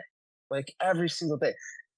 His favorite part about practice was after Babs blew it dead and said we were done, and he got to play keep away against like 5 other guys. Yeah. And he would hold on to the puck the entire time. Like nobody could get it away from him. So like that was, like everything that you guys saw during games, like we saw that on the daily where he was just like, Pav, what's wrong with you? And like, I mean, one of the best two-touch soccer players I think I've ever seen. His control with the ball with his feet and everything like that, and his body, like, it's no surprise of what he was able to do, skill-wise out on the ice. Was he like really healthy, or did he like drink vodka, or was he just kind of a normal dude? Like, could he do that after a rookie dinner or something? Like, was he still the same guy? He was no, like I've seen him drink a couple of times, but not a lot. He was the one, like, after a game, like, he'd be in, doesn't matter if we're on the road or if we're, at home, he's in the gym for at least 20, 25 minutes. Yeah. Just punishing himself. Figured too. that. With you? With you? Are you with him No. in the gym? No. Usually by then I'm in the sauna. There you go. Yeah, man, I love watching him play. I Yeah, love all dude. those old school teams that you guys had. Did you like Babcock, man? Listen, Yeah. we've had so many guys on here. Some guys absolutely hate him, as you had him know. We haven't had too many people that have come to his defense. We had Babcock on his first interview he did after he got let go by Toronto and all that went down. So, give me your real relationship with him. What was it like? I mean, I didn't have a lot of interaction with him, to be honest with you. Like, all the stuff like that came out, like, publicly, I was kind of like, whoa, like, was I that naive? Like, was I living in my own little world that much that I didn't even notice what was going on? But then a lot of the time, a lot of the stuff that went on was during the game, and I was, 90 feet from the bench standing in the crease. So I had no idea, like, any of that was going on. And so, like, normally, like, since I was younger, like, everything would go through my goalie coach, Jim Bedard, at the time. So it would be, it would get relayed to Jim Bedard, and then it would, get relayed to me. Like, every once in a while, I'd turn the corner in the morning, and there he'd be. He'd be like, played some fucking dodgeball last night, eh, Howie? And I'm like, yep, couldn't get hit by it. Sorry, Babs. Like, like little comments like that, but it was nothing, to me where it was, like, oh my gosh, like, he just zinged me, so hard that I'm not gonna be able to get by it. I think the only time that, like, I really got, like, really pissed off at him was when I got put up for Rookie of the Year, and he did a media scrum right in front of me in Phoenix, right before the first round, and right in front of all the media people, all the Detroit guys, when they still all used to travel before COVID changed the world. He was like, my vote's for Tyler Myers. I was like, that's nice. I'm like, that's great. Thanks, Mike. Appreciate it. Of course, really, what do? They all turn their attention. They come over to me, and I'm like, well, unfortunately, he doesn't have a vote. So That's a dick move, though. Wow. It's because he's Canadian. Wow. Tyler Myers is Canadian. That's why he wanted him over you, I think. I think that was the deciding factor. As a goalie, I get how you could just kind of just deal with him and not deal with him at the same time. But like the older players, where they kind of like you kind of see him like roll their eyes. Like, I mean, he must have been something. I mean, I think it was after my second or third year, he put me in the leadership group, and I'm like, what am I doing in here? It's it's Nicholas Cromwell, Henrik Zetterberg, Pavel Datsyuk. It's Lidstrom. I'm trying to think who else would have still been around before they retired. And I'm like, why am I in here? Can't these guys handle it on their own? So, like, I went to my goalie coach, Jim Bedard, at the time, and I was like, Jim, you've got to get me out of these meetings. I go, there's no purpose. I was like, I don't know what it's like. Like, yeah, do I make saves? But I don't know what it's like, for to take a hit, to throw a hit, to to make a play, when somebody's breathing, a guy like Cam's breathing down my neck, right? Like, I have no idea what anything like that is about. Like, so, or block a shot. Like, I'm like, why? Like, I don't need to be in here for these. Like, let those guys sort it out. And, I got plenty on my plate to, to keep myself occupied. Hey, you were there when Madonna got scratched, right? Because that was a big deal, that right? that he didn't get to a big 1,500. Like, what were you guys saying to each other? That was, dude. Yeah, we were just all in shock. But I mean, it was the old Red Wing way of, you still got to go out and do your job, right? Like, so, I mean, all of us were like, what in the world is going on here right now? But, yeah, to this day, I still don't know why.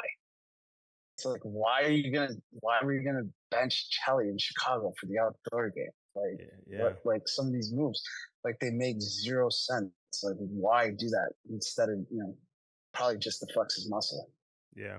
He did that in Toronto too, man. Like he benched Jason Spezza, right, in his first game of the year and stuff like that. So it may have been back in Ottawa too. I don't even remember. But we like his son though. He works for the Blues. His son works Michael for the Blues. Babcock Jr. Does a good job, man. Looks nothing like Does he?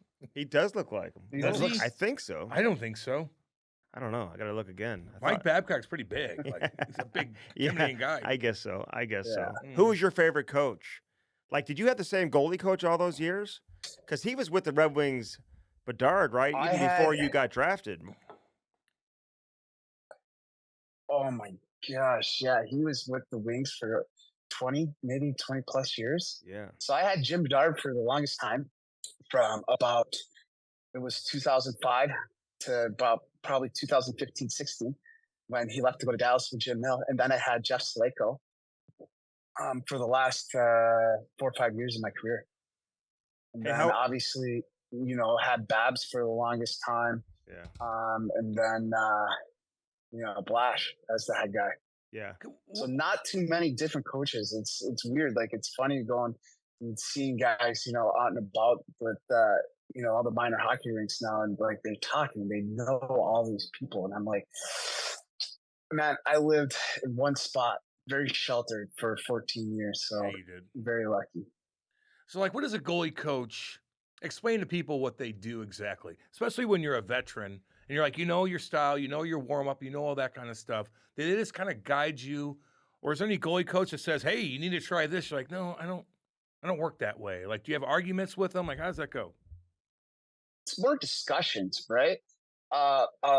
Mixing saves, proper, timing of saves. Right now, like the biggest thing going through the playoffs was VH versus RVH overlap, like all that crazy stuff, like that you saw like on ESPN and CBC Hockey Night in Canada. It was a lot of those are what you're having, discussions behind the scenes of watching video, watching guys, what their tendencies are going to be, who you're playing that night, right? So you guys know the season moves so fast, so you try to get in as much video as possible, because you might not be getting in, so it's more discussion based, because you're probably not getting in as much work time on the ice as you want. Yeah. Hey, so are you tight with Ben Bishop, man? Like, first off, you had an unbelievable college career, and I remember watching you in college do your thing, and then Bish follows you. He's a St. Louis kid, so like you're kind of tracking his career and following him as well. You get to a Frozen Four. He played in a Frozen Four here in St. Louis, which was a loaded Frozen Four, man. Corey Schneider was also playing in that Frozen Four. So why Maine, and how well do you know Bish, man? I mean, did you expect him to go on and have the career that he had? I mean, I knew of Bish. Like, obviously, when Bish came on his official visit here, like, we took him all around, and made sure that he had a fabulous time here at the University of Maine. But the real reason that I chose the University of Maine was Grant Stanbrook. Yeah. So I grew up a huge New York Rangers fan, and he coached Mike Richter. That was my idol growing up at the University of Wisconsin. So I was like, man, I get to be coached by the same guy that coached my idol. Not to mention, the amount of guys that he put in the NHL, especially with the goalies. Like, he had, Richter. Not sure if he overlapped his time with Cujo at all while being there, but who else? Garth Snow, right? Like Garth Snow, Dunham, Scott King, Alfie Michaud, like Mike Morrison, Matt Yates. These are all guys that at some point went on and played in the NHL as goalies. So I was like, to be able to go here. Plus, when I was going through the recruiting process, I was told, where you'll know where you want to go to school when you get there and you feel like you're at home. And so, like, I got to the campus here, and I was like, "Yep, this is it." I mean, the jerseys sell themselves. The Alphon arena, back then, like, it was still, 5,500 packed in there, loud as could be, and it was made for, an amazing atmosphere and amazing 3 years of my life here. Man, that's awesome. Grant Stanbrook, people say that like Jim Montgomery talks about the relationship they had. Yeah. He wasn't a goalie. His son John is the blue skating coach. My kid skates with John Mhm. Stanbrook here in St. Louis, man. So he's still doing his thing. He's had like a Yeah, I big still influence talk on to a lot Grant. of guys. Yeah, I still talk to him. I think I just talked to him the other week. Like, he called me, hey, just to tell me that Monty was coming up here. I was like, oh, thanks, Grant. Thanks for letting me know. So, Have him over for dinner. yeah, I mean, no, he's actually staying at one of his former teammates' house, Ken Salpai, who also lives on the lake here. So Nice. they were back on that 92, 93 team. That was ridiculous. How's coaching the kids, man? Like, how are they doing? How are you doing? Are you still coaching like both kids? Are you just in the mix nonstop?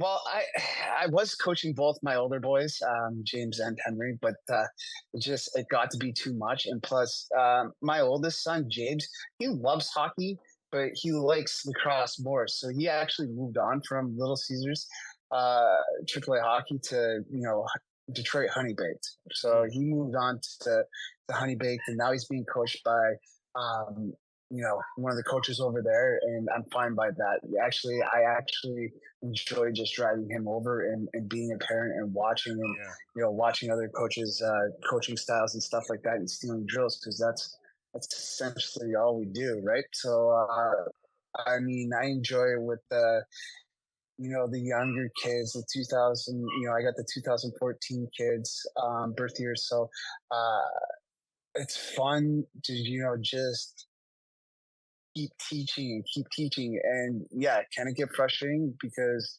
sure, we're going to have to say 1,000 things, going to have to say it 1,000 times, and we're probably going to have to say it another 1,000 times before it sinks in for all of them. But for me, it's special when the light bulb goes off for the kids, right? And they're like, "Oh, I get it." Whether it's watching video or out in practice, or them doing it in a game, and then seeing themselves and being like, "Oh, I had no idea," right? Like, or that's what you were talking about. Like, when the light bulb goes off, that's I find that very rewarding. Plus, but like, I'm not one of these coaches that is also like, I got to get, I'm going to have like 5 first rounders off of this team, right? Like, what I want is to grow the love of their game. And what I would love is to, bump into one of them, 16, 17 years down the road when they're 26, 27, and be like, hey, guess what, coach? I'm still playing. I'm still going to the rink because I still love it. And I think that's, the win, because as we all know, we all have our own expiration dates. We just don't know when it's going to be called. Well, unless there's COVID. Andy's was really early. little earlier. Well, you never know when it's going to happen, though.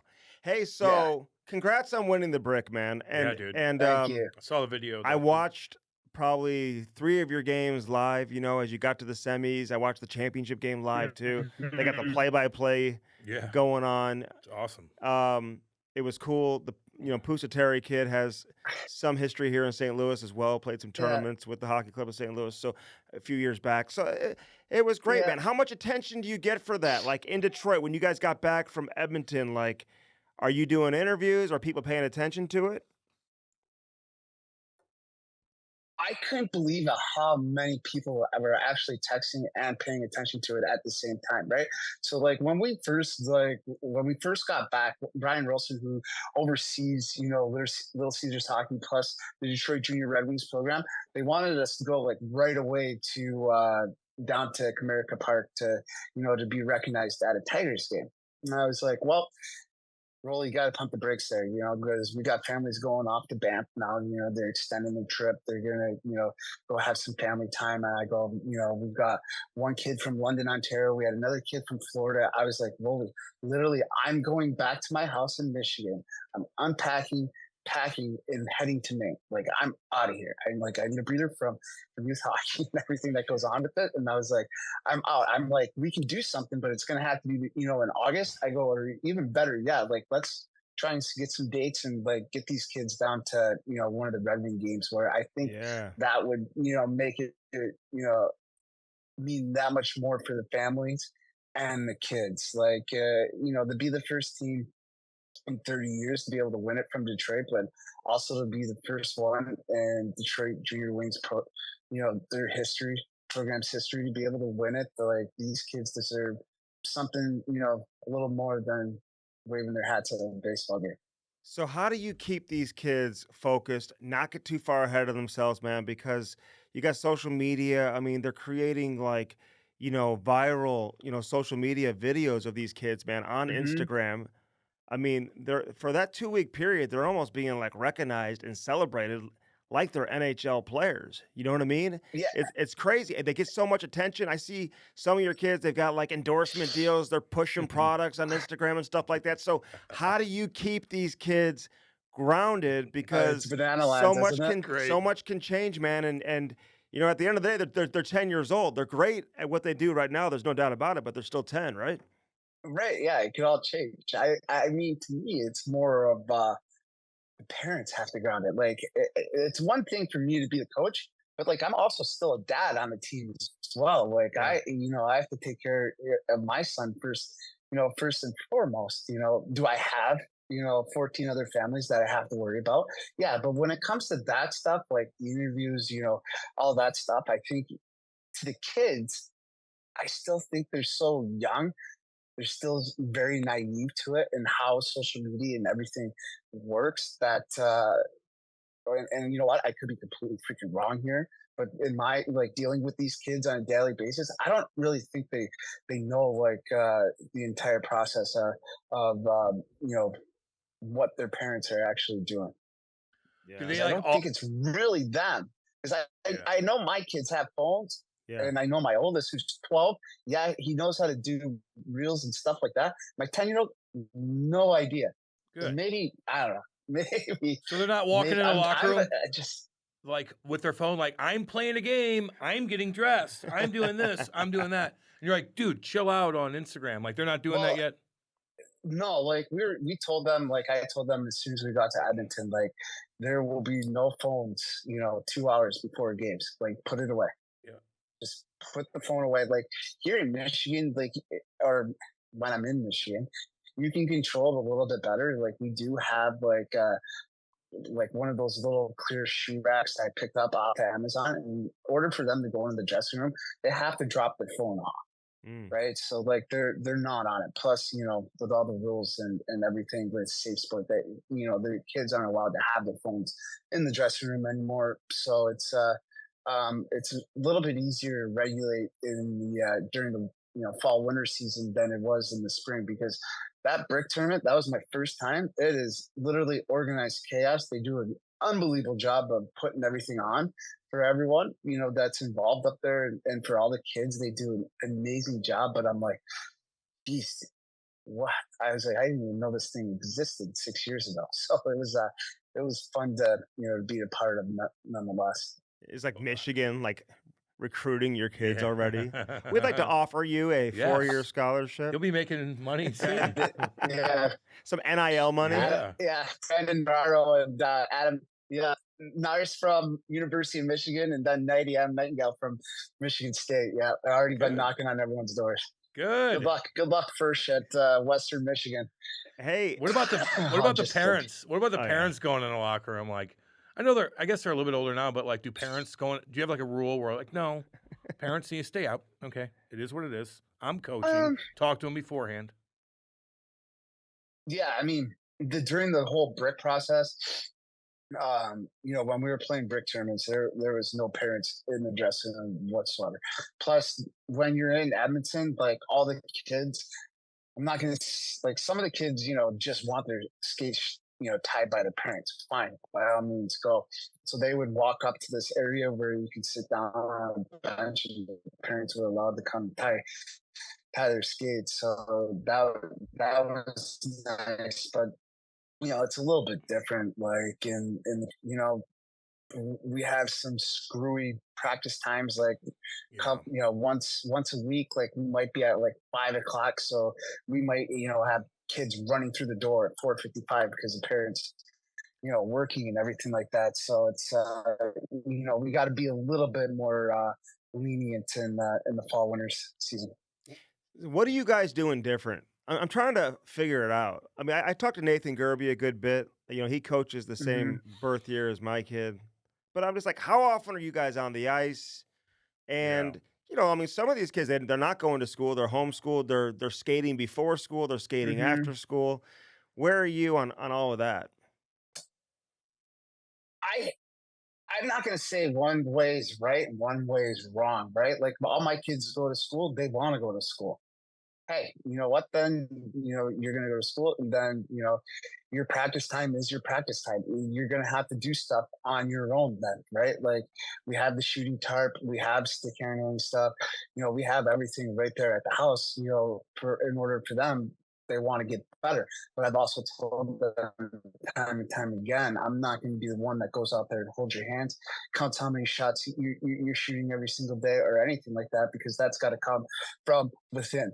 No, with saying that, like what Gertz is doing with, the kids up here and some of the kids that are, homeschool, it's awesome. I mean, he's working for the Predators for a reason. Yeah. The guy's got a wealth of knowledge. And to be honest, like, I think it all comes down to is we're all big believers of, myself and, another dad there, that helps out is Kyle Miller. Gerbs is, we're big believer of it being a team sport, and you got to move the puck. You see some of these teams at the younger age where, kids can just go, end to end, and, they will. And you still, at the 2014 age group too, like, you'll see kids that are still able to go end to end, but that's slowly, coming to a head for them, in the game of hockey. So there's a big emphasis, a big on moving the puck. We do a lot of small area games, right at the start of practice. That's 3v2 or out in the neutral zone. Or something, 3v3 of, where they got to keep possession. They got to move it. And they're counting passes and, and it's teaching them, to jump by guys, jump by their checks and stuff like that. So, we're big believers of, possession games and then small area games to, grow their hockey sense. So, like, some of these kids that are just dangling at a that young makes age. sense. Yeah. No, it does, man. Dude, we get it, man. That's why we're asking you. Dude, we just... That's not me. I can't show them how to dangle. Yeah. No, I know. Yes, you can. No, they're watching on YouTube. They're watching your fastest skater competition. They're watching at the Swaggy P. Hey, but do you see the kids are so damn skilled, and all of a sudden you see a kid, he's dangling, and do you ever think like, okay, in a couple years, they're gonna start hitting, and like, how does that transition?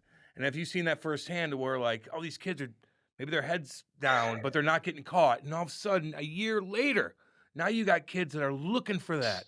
I mean, is that a big wake-up call for a majority of these players? Here's another thing that we think like the only way our kids are going to get better is in our practices. And the old saying, iron sharpens iron, right? So we've already started like, the rub out process, teaching them, how to pin. All of that is already incorporated in. And like, if somebody gets smoked with their head down, it's first thing is get your head up. Like this game moves fast, right? So you've got to have your head up. You've got to be able to know. You have to be able to, shoulder check and scan and know what's going on around you before the puck even gets to you. So we are constantly harping on the kids, with that. And plus, where we ran into trouble this year in our fall winter season is when teams, started to become really physical with us and, 9-year-olds, 10-year-olds, they're like, well, they can't do that. Well, actually they can. Like, this is a physical sport. Like if you don't like it, then go pick up golf or tennis or something like that, because you're going to get touched, you're going to get hit, you're going to get whacked, you're going to get slashed. All those, it's common, whether you like it or not. So like we started to loosen up on it in practice. Some of the parents liked it, some of the parents didn't. But we, you know what? Like at the end of the day, like we're like, this is the only way they're going to get better is if in practice. And since we started letting them, it's not like the monkeys running the asylum out there in practice either. Like, Hey, so I'm curious how you deal with the parents though, and oh like my God, in a I hate it. in a town like Detroit, like here we've got 2 AAA programs. Like Detroit, like you coach a kid hard, the parents get sour, the kid gets upset. They've got options; they can leave. You can go to another program. How much competition is there, and do you feel like it forces coaches to not coach as hard as maybe they used to, because like they're fearful they're going to lose a player to a different program? That's a great question. I mean, honestly, I believe if you want to play for the best, then you're gonna come to Little Caesars. If you want like Little Caesars isn't for everyone. It's demanding. The practices are going to be very up tempo. They're going to be harder than the games for the most part. So it's not, and you're going to get pushed, right? And these kids, I think some of them have experienced that. Even the ones that were able to be around for this fall, winter, or spring season, excuse me, with the brick and stuff like that. They're starting to see that, but like, your kid has got to want to be there every single day and has got to want to learn and has to bring the right attitude. Otherwise, it's not going to work. Like doing stuff at home too, like away from everybody else. Like these kids need to do like at home in the garage. Or skill work. I mean, skill, a lot of them, whatever. they got skills coaches. They got skating coaches. A lot of them, pretty much all of them do now, right? Yeah. Oh yeah. It's crazy, like how this is. Youth sports has turned into, almost a multi-million-dollar, operation. But I try to tell them, 1% better every single day. Because if you can get 1% better every single day, then over a course of a year, that's a lot. So I'm constantly harping on them, just saying, okay, let's just get 1% better. I get it. You guys are still 9, 10 years old. You got a lot going on in your lives, like whether it's school and stuff like that, when they have to do their standardized testing and everything. It's nice for me to know, like, because my kids are doing it the same time as them. So I'm like, okay, I got to pull back on them right now. I can't really down in practices and stuff like that because their focus might be elsewhere. But it's you gotta, at the end of the day, your kid has gotta want to be there. So if I'm shooting the puck about 67 miles per hour, by the end of the 67? year, I should be able to be about 98. I should have a heater. Is that how it works? 1% better every day. Yeah. According to Jimmy Howard. Andy's son's tie is already better than Andy. And I don't know if he likes it or not, but it's true.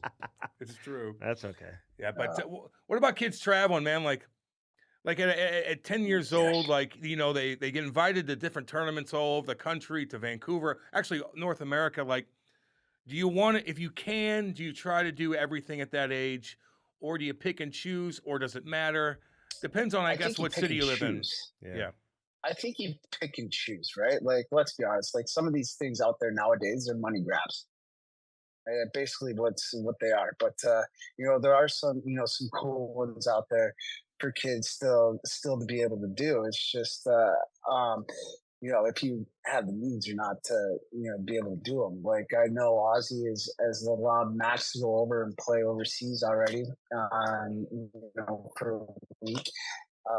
My oldest son, James, got invited to go to France this summer to play. And I was like, geez, we're already going to Edmonton for 12 days. I don't know if I can go to go to France as well. So, I think just finding the balance and doing it. But like next year in the spring, like our spring season, like I think I'll schedule probably 2 tournaments tops for these kids, especially because of what they just went through from, March to, middle of July or, second week of July. Yeah. So he got invited to the 2 Olympics. tournaments tops, and then parents if they With want. LeBron. He got What's invited that? he got invited to the He got Olympics. invited to Is he the doing Olympics, like the 10-meter carry high the flag dive? with LeBron? Was he at the beginning part with all the dancers? Yeah. Hey, how does the brick explain how the brick process works there in Detroit? Like, when do kids start really focusing on it? Is there a formal tryout, or are you handed the team and you're responsible for just putting together a roster, or is it the same as your Little Caesars team? You just took them, although I think you had a goalie from Toronto, right? And you had from London, and you had the kid from Heartline, right, from Florida. Yep, Hartley from Florida, and then we also had a AA player from Kensington Valley too, which is just outside of Detroit. Yeah, he's a good player as well. So it wasn't predominant. It was predominantly our fall winter Little Caesars team, but you still have pieces. I think one thing that we've gotten very good at doing is like we've started doing these pre-brick tournaments at younger ages. Yeah. So like, this year it was the 2014 to 2015, 2016s that were all traveling together, right? And you're going to Pittsburgh, you're going to Toronto, going to Chicago. Yeah. So you're getting out there and you're seeing kids too. So like, so it's not like, oh my gosh, there's a surprise, right? It's like what I told you about this kid from Kensington Valley is like,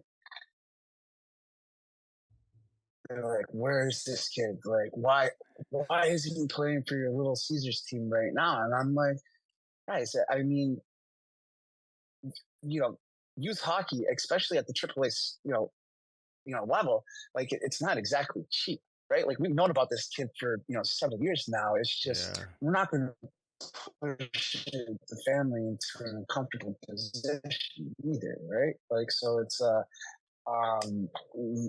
it's trying to find that happy medium, and we do have the tryout process.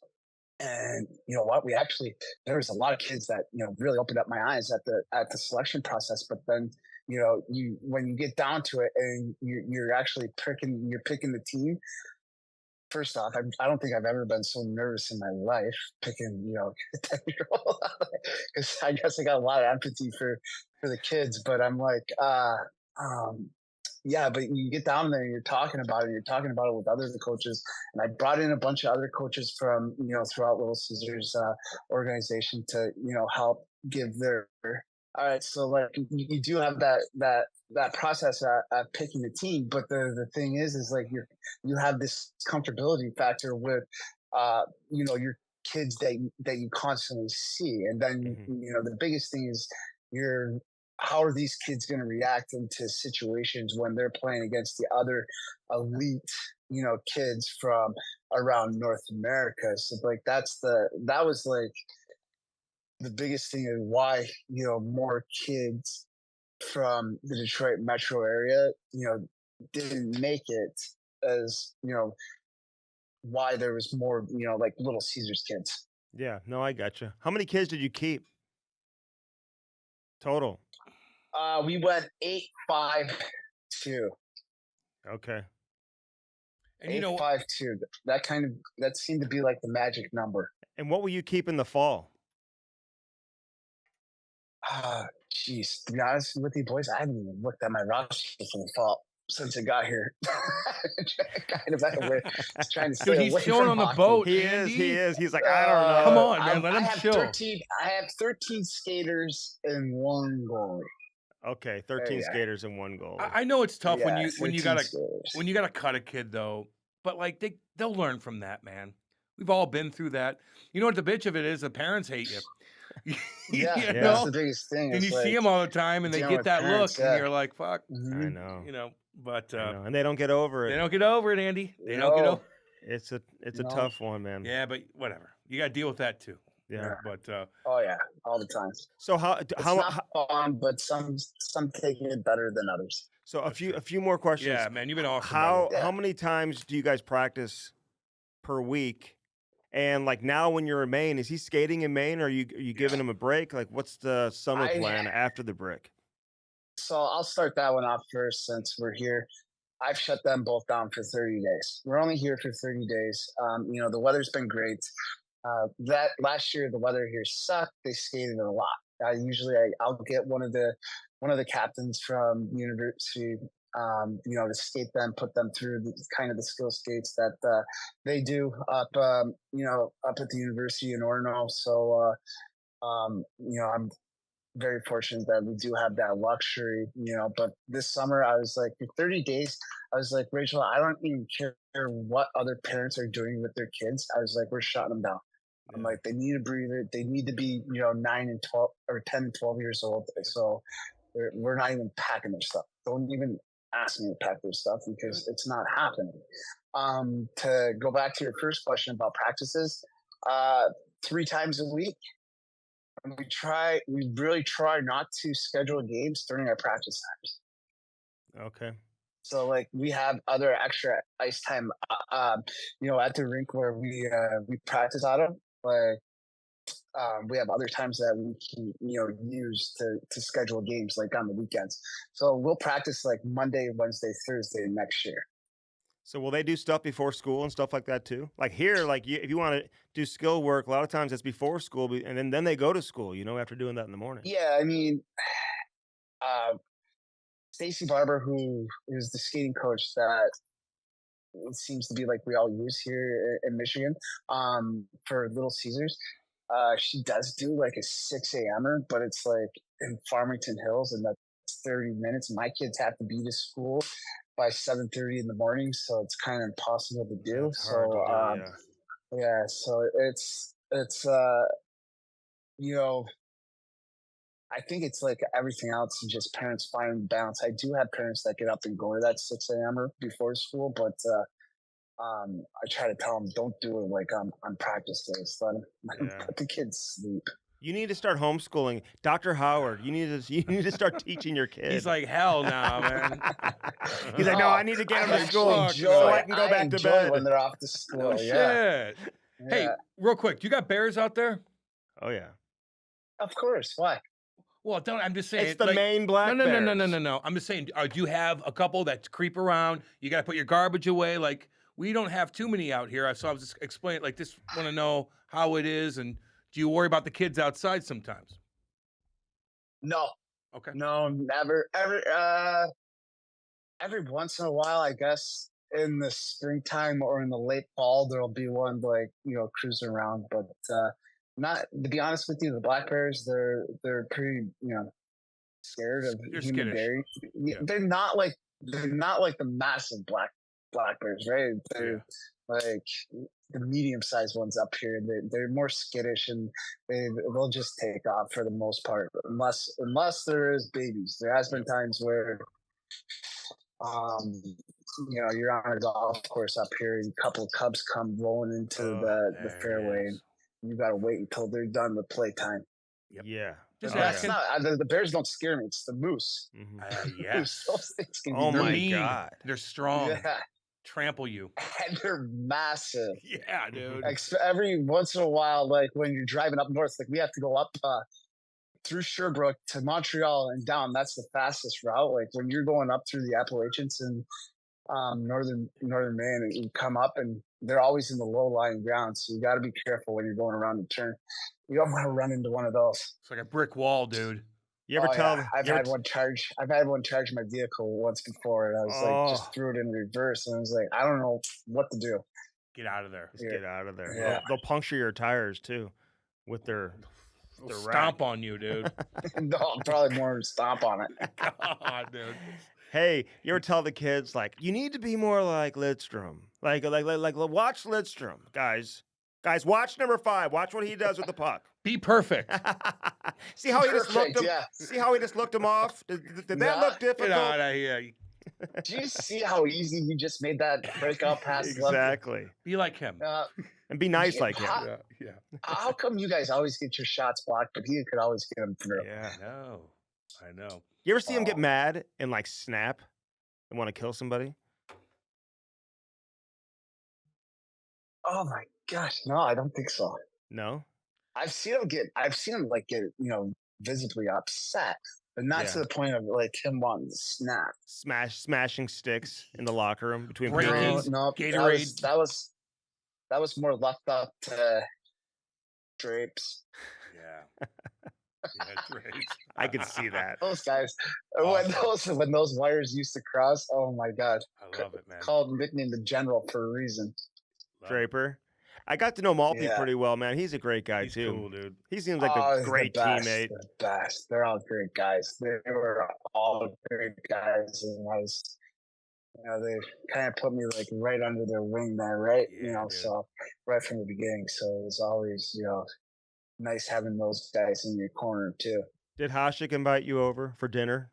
Hey, come on over. I want to take you under my wing. Yeah. Did you get to I know want you to succeed. Was Hasek good to you? I want you to take my job, Jimmy. Yeah. James. The third. Dom was great to me, but he was, oh my gosh, he was something else. I remember when I was the Black Ace for Dallas. This quick little story. We went out. We had a couple of days in between games, and we practiced the next day. But we were like, you know what? We're going out. Everyone seems to be okay. So all the Black Aces went out. Next morning, go to practice. Down in Texas in that heat, the Western Conference Finals. Dom comes to me after practice, and I'm done. I'm like, I can't wait to go take a nap. Dom goes, Howie, we go baseball game. Got a car coming to pick us up right now. I was like, Dom, I don't want to go to the baseball game. No, Howie, I have tickets right behind home plate. I was like, perfect. I'm like, no, Dom. I'm like, I appreciate it, but anyone else want to go with you, by all means, let them go with you. Nope, you going. All right, so we go there. I mean, we were sitting right where the sun was just baking on us, and I was like, and he was like a kid in the candy store.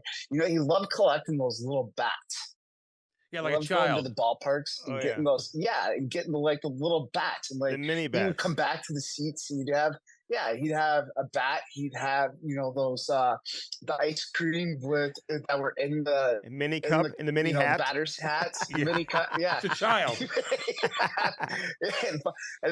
and that'd be the starter. Then you go get like 2 hot dogs and like, oh my gosh, 2 more beers. Like that guy he was something else. Like, but I learned a lot from him just watching. Yeah. And how hard he practiced though. But he was awesome to me. I can't say that for everyone, but to me, my experience with him, he was awesome. You should play like him. Yeah, You take his should- style over.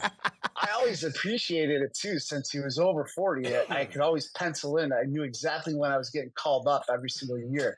Whenever that plane was going out west, I was like, okay, so I'm going to get called up this day. Might have to meet him here, but I'm probably going off to Edmonton, Calgary, Vancouver, or LA, San Jose, Anaheim. He did not like those ones. Not late in his career. Always. Ooh. I don't blame him. Something not right. Hey, you're the man, dude. But, we appreciate you coming on, man. We do. Yeah. We Of do. course. I know, Yeah. and congrats on that, man. Yeah. I wish I could remember some of the kids' names. I Yeah. mean, I know certain ones. I don't want to single out some over the other. The kid who's the MVP was That's ridiculous. I don't want to like. Kaysen was unbelievable. Christian Cleric, unbelievable. Yeah, Choleric. Russell, Yes. Kaluman was, scored a lot of goals. Did I say Jackson on defense? Simon, sit here and say something positive about every single one of them and what they were able to do, and why that team, was successful. I mean, obviously everyone knows about the top dogs, but it doesn't matter what team you're playing for. Everyone knows that, no matter what sport, either team sport that is. So it's every single one of those kids, were huge into why we were, successful for the first time in 30 years. Pusateri may play for the Red Wings this year. You never know. You may lose him. You never know. Hey, I didn't He's know. not on my fall winter team. He's not? Who's he play for in the No, fall? he plays up. Oh, he does. He plays for Kyle Miller, yeah. Kyle Miller on the he- 2013 team. Yeah. Okay. So That's that what they do. explains it. That's what they do. I was wondering which goalie you were going to go with, too, man. I was like, is he going to go with the guy in the black pads or the kid with the glasses? Which one's he going to go with? And you were rotating my him, right? rotation. I rotated them. They played. That is about as even as you can get. Yeah, both were great. And going into the semifinals, I was like, you know what? I gotta live and die here by the sword. I was like, there's one kid. I mean, can you make an argument saying that he deserves to play a little bit more than the other one? I was like, yeah, but I mean, like the numbers are pretty much even. So I was like, there's no point in changing up anything. Like, let's just stick to the rotation. Yeah. If something goes bad, I guess I'm gonna have to jump on that sword. Yeah. But Well, You thankfully did a good it did. job. It all worked out. It all worked out. Maybe Big you Doug. should become a NHL coach. You know what I'm saying? Yeah. Ah, jeez, I don't know. You got to dress a know. little nicer, You know what? though, on It's the probably- bench in the It's probably a NHL. hell of a lot easier to be an NHL coach than it is to be, youth Probably. coach. With all At the least you got all parents. the monitors there, and replays too. Like, Oh, you know the exactly what the Skycam. hell's going on. Yeah. Yeah. They're watching every move you're doing, baby. And the parents aren't calling, Yeah. complaining about ice time. No shit. No shit. Just agents That's now. Yeah, exactly. All right, big dog, man. All the best, man. Enjoy Maine, Thank dude. you. Tell Stephen King I said, hey, Appreciate it. Yeah. right on, buddy. I will. I'll see you. All right, that's it. Later. See you, man. The Cannabis Podcast is brought to you by Bellman. Behlmann. Bellman Automotive. Located where? Troy.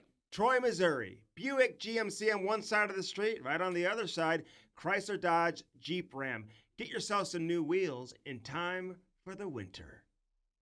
That was Jimmy Howard, baby.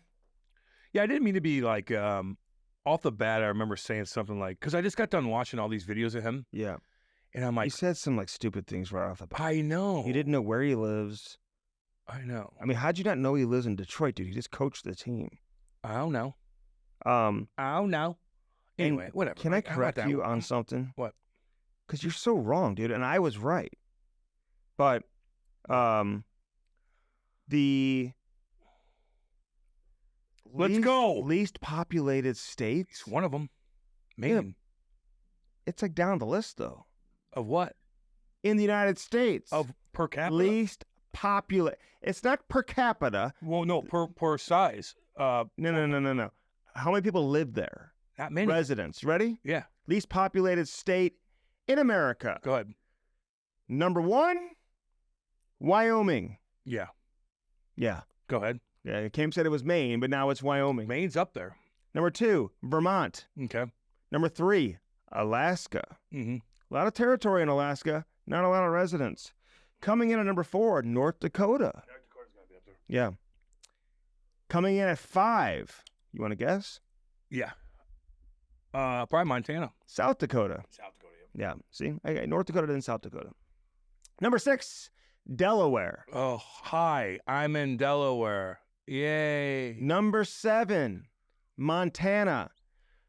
Wow, way off. We're not even where this guy and I actually Let me look said at hold on, and then you can Does look. it say like? Hold on. 10 least populated states.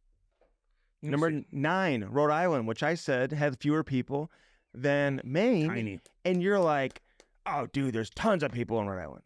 And then you come in at Maine at number 10. I'm looking at it as Rhode Island is so small to where there's not Yeah. that many people there, but it's so small to where it's not as spread out.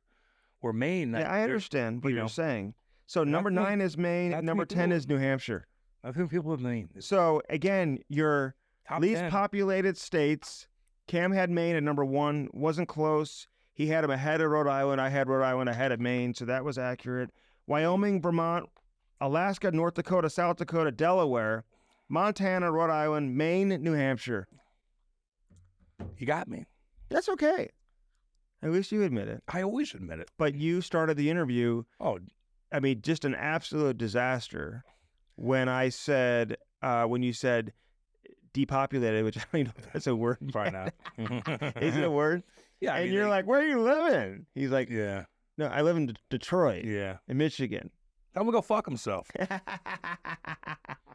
So Maine's a cool ass state, though, man. God, I've been yeah, out there, it's and I so would cool. live in Maine. Although, again, you have to drive out of the state. Not always, just for where he's going. Yeah, but it's really, Out of the country, not out of the state. Yeah, out of the goddamn country. You got to cross the which is god border. awful, You got to go into Quebec.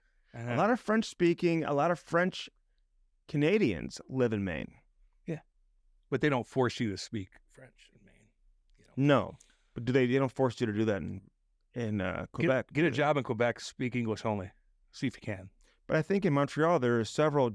There's English-speaking schools. See if you can get a job in Montreal if you don't know how to speak French. Okay. Are you saying that's not possible? I say it's really hard. Okay. I'd say it's really, really hard. I think Jimmy Howard, though, and he has the advantage, being a 15-year NHL veteran, man. He just walks in. He's the coach. He just has, you have a luxury of having that credibility behind you, man. And you played in the league a long time. So it's probably a little easier in his, I don't want to say easier, but when you're in his position, when you have that type of stature, I think fending off the parents maybe is a little easier than a guy who didn't have a professional career, Well, yeah. So. Well, that helps having a professional career in anything. For sure. But what a luxury. I hope all those kids and those families up there appreciate the opportunity to play for guys like Jimmy Howard, Ryan Kessler. Yeah. Who else is Nathan Gervey, all these dudes. Who else is in the mix? A bunch of guys. I mean, Chris Osgood. There's a bunch of guys up there, man. I think like Clarkson and... Yeah. There's a bunch of dudes. Like, to be able to have your kid coached by a former NHLer. I know. I mean, we talk about all these kids out of St. Louis are playing in the NHL, but they didn't get there because what they learned from their dad in the car on the ride home. A lot of them had NHL head coaches. I did. Your dad taught you how to play? Taught me to... He never knew how to tell me how to do anything specific, but he kept me motivated. I'm not saying the parents don't have an influence. They have a ton of influence. Well, I just had to correct you because not too many people. I'm like, well, I did. No, I know. Maybe I misspoke. Brandon Bullock probably did. Like, I didn't play in the NHL. I feel like I can You help. didn't? No. If I had one game, though. I came right out of town. I thought you did all this time. I thought you did, too. I thought you did all this time. I know. Isn't that amazing? Oh, you didn't? No. Isn't that amazing? Okay. Shit. All right. But I still feel like I can... You just went down a couple fucking notches in my book. I still feel... It seems like he did. I still feel like I can have a positive influence. Of course you can. And don't let anybody tell you otherwise. Yeah. Just because you didn't play doesn't mean you don't know the fucking game. Right. Just because, you didn't go to school in political science doesn't mean you could fucking have an opinion on what's going on in the world or whatever. Just like a fan that didn't play. I have a degree in poli-sci. Braden Shin, which you can. You might sound like an idiot, but you can know what you're talking about. So I don't like that theory where you didn't play, you didn't know. Like, okay. I didn't play, but we needed to trade Jonathan Toes. Don Dows. Yeah, no. Well, the guy calls into the radio but you show. can weed those guys out. Listen, I know. the people in St. Louis know what the fuck. Oh, hell yeah. Fucking right they do. I didn't play in the NFL. I can break that down, too. You're fucking right. I didn't play in the WNBA. You didn't play it? You wanted to, though. Probably could. You wanted to, though. I wanted to be in the NBA. I wanted to play for Duke. Who doesn't? It's the biggest, like, if somebody had this thing out, maybe it was Barstool, where like, what did you think as a kid that you knew was just fucking bullshit? Number one, what do you think? Like, as a kid, you thought was real, but then you realize it's not. What's number one? Oh. What's number one? It's easy. Come on. That. Santa Claus. Number one. Oh, dude. Don't even say. This kid's listening to this. No, there's not. If your kids are listening right now that are that young, that still believe in Santa Claus, that's on you. That is on you. No. Take that back. Because I don't even like to think that way. How dare you? Santa Claus number one. Somebody said, I thought I was going to make the NBA. Mm-hmm. It's like, no, you're not. How tall are you? Well, I'm 6'1", 5'9", white guy.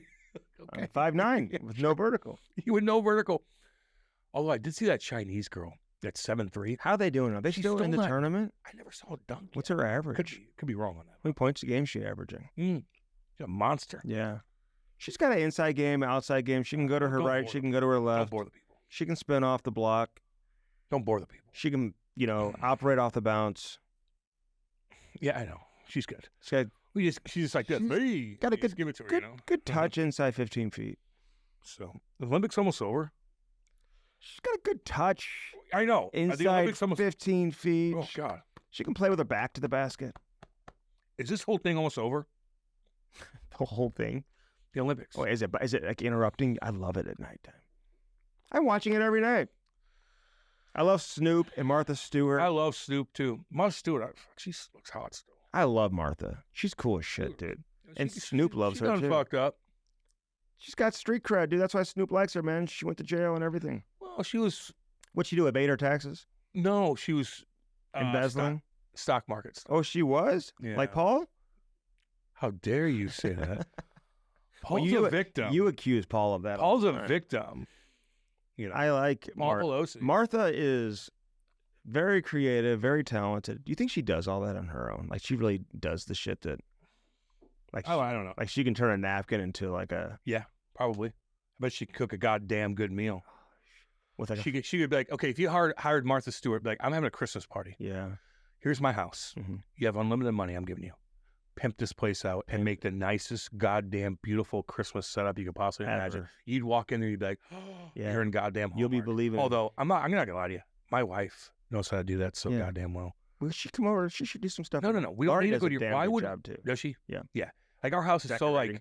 festive with all the holidays because we have a little bit of everything, Yeah. you know? Kate makes it so much... Like, I crave to go home. I know. There's some people, my buddies, they hate going. How nice is it going to They be hate it. in like 3 months when you go home? You have the fire. Oh, going. Andy, August sucks. Fuck August. And September's not much better. It could be. September could be okay. Like, football starts and like maybe you get a nice day It's- here and there. The August humidity sucks. starts going down a little bit. But once you get Still October, hot. because I don't even like watching some of the TV shows that Kate and I love, like House of Dragons, for example. Mhm. I don't want to watch it when it's hot out. I want to watch it when it's cold, and you have to bundle up, and I got a fire going, I got candles going, and it's dark outside earlier, and I can watch it then. Like, I'm a festive sound bitch. Yeah. Kate will start putting up Halloween decorations probably in mid-September. That's too early, dude. Not for me. No, that's way too early. That's your opinion. You don't See, even know how to do it. people have opinions. Andy has his opinion. That's and he thinks why- it's fact. That's why they're opinion- selling the stuff and putting it on the floor in Because August people like because us. of people like you. Mhm. And we're donating our money to the fucking... Hey, this year, you and I, though, we're going to dress up for Halloween on the show. like So this. you got to have a Look, good like ass. you're in- No, you you know, got Cam? you got to have a good costume. No, I'm not doing that anymore. It just costs money, and I used to do all that. You don't have anything to make at home? Make? What do I look like? Susie Homemaker? I'm not doing that. Martha fucking Stewart? I'm not doing that. I will cook some goddamn good meals. Here's another thing. With my cooking, I'm going to, when it's cold out, that's when I'm going to make my goddamn I want to know what I meaty wanted to ask you. chili. I'm going to make my homemade chicken noodle soup. Nobody wants that. No.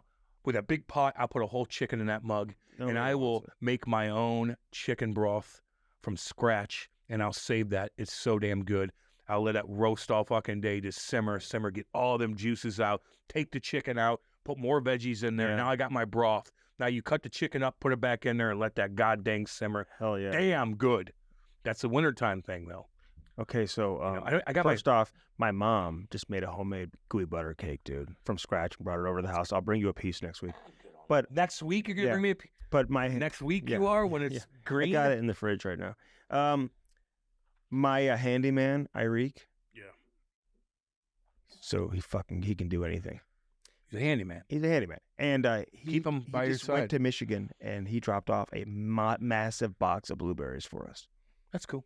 So I'll what eat so what should I do with them though? Dude? I'm Eat gonna make something. Though. Make a pie. Make pie, blueberry cake, pancakes. Cake. yeah. Fucking put cupcakes, when your kids go somewhere, put a little blueberries muffins. in a little compartment so they could just munch on those bad boys. I know. Damn good. Blueberries are good. Muffins. Yeah, I'm trying to think of some good Antioxidant. blueberry recipe. Anybody has one, feel free to pass it along. And Jimmy Howard, man, real quick, any final thoughts on him? Babcock, asked him if he was going to be playing dodgeball today or something, and everyone always has a Bab story. What did I kind of forget what we talked about. A lot of shit, dude. He was He was played with cool. some You great guys, players. I'm sure you guys like that. Fedorov. Yeah, Fedorov. Who he said they didn't really do. It was pretty quiet. No, but he tried to sign him, tried to bring him over to Russia, I think. Yeah. I'm trying to. I kind of forget what he said. Yeah. Dude, he was great. He was totally cool. I just remember him being cool. You actually loved the interview.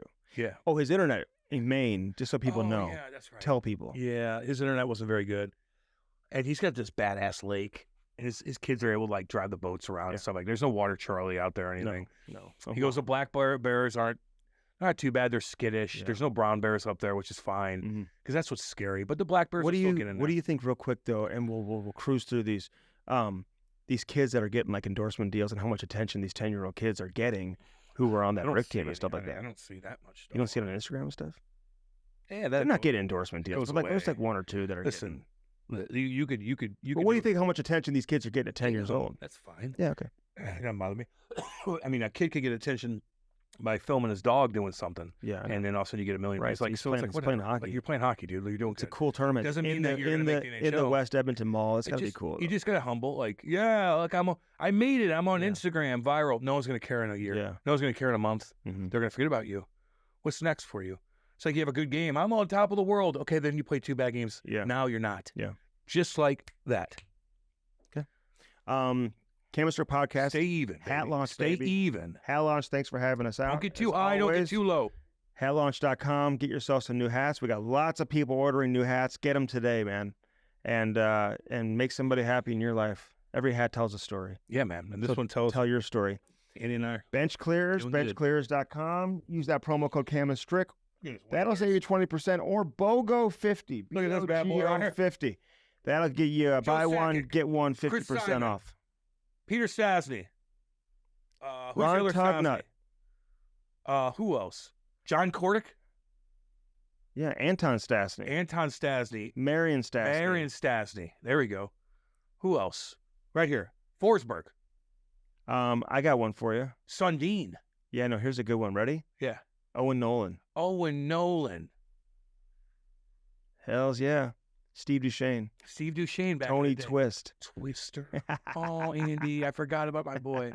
Twister, number 8. Wait for Quebec, number Yeah. 8. No, number 6. Joe Sakic. We already said that. Oh. I had a lot of good names there, Damn. didn't I? This jersey from Whalers, go. Chris Chaser. Pronger, Chaser. Jeff Ron Brown, Francis. Ron Francis. Joel Quenville. Okay, he didn't wear it though. He did wear it. Not this one, The Hartford Whalers. motherfucker. Not this one. This one's a newer version. Oh. This is a 90s. Chris Pronger, Okay. Jeff O'Neill. Jeff O'Neill. There you go. Yeah. Ron Francis. Yes. But not he bore both of them. I'm saying like this is a newer version. Mm. Remember, like this is the late 80s. This is 90s. Yeah. Version. That's why I said that. Yeah. So what's else? the tough guy who's we see in Nashville, lives in Nashville, big tall guy.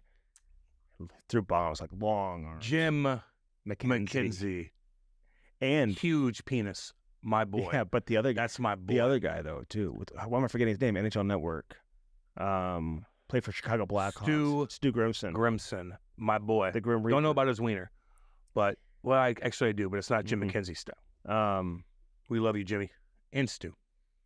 A lot of guys played in A Hartford. lot of guys played in Hartford, man. It's okay. And then they went to Carolina. And you're probably like, wow, this is kind of nice on her. Yeah. And then it's like, oh, our uniforms were actually really cool. We got to bring those back. Yeah. I like Quebec still. They're cool. Bench Clears, benchclears.com. First Oh, form. here. Eric Lindros. Never. Wouldn't play for him. Wow. Wouldn't play for him. We got to get him back on. I agree. I done fucked up I on that think one. you did. I think I did. I Yeah, did. I think you did. Hey, Eric. Remember? Okay, I remember my first preseason game. I played against you. It was 2002. I went He on. wasn't even in the game. He goes, I wasn't playing for them at the time. Yeah, exactly. I'm like, It oh, was yeah. Jeremy Roenick. Terrible mistake. COVID got me. That was COVID. Should have gotten fired for that. Bench Clears, benchclears.com. Firstform.com/Camistrick. Use our logo, or use our link, and you get one of these bad boys right I here. saw a homeless guy today on the way here. Oh, did you?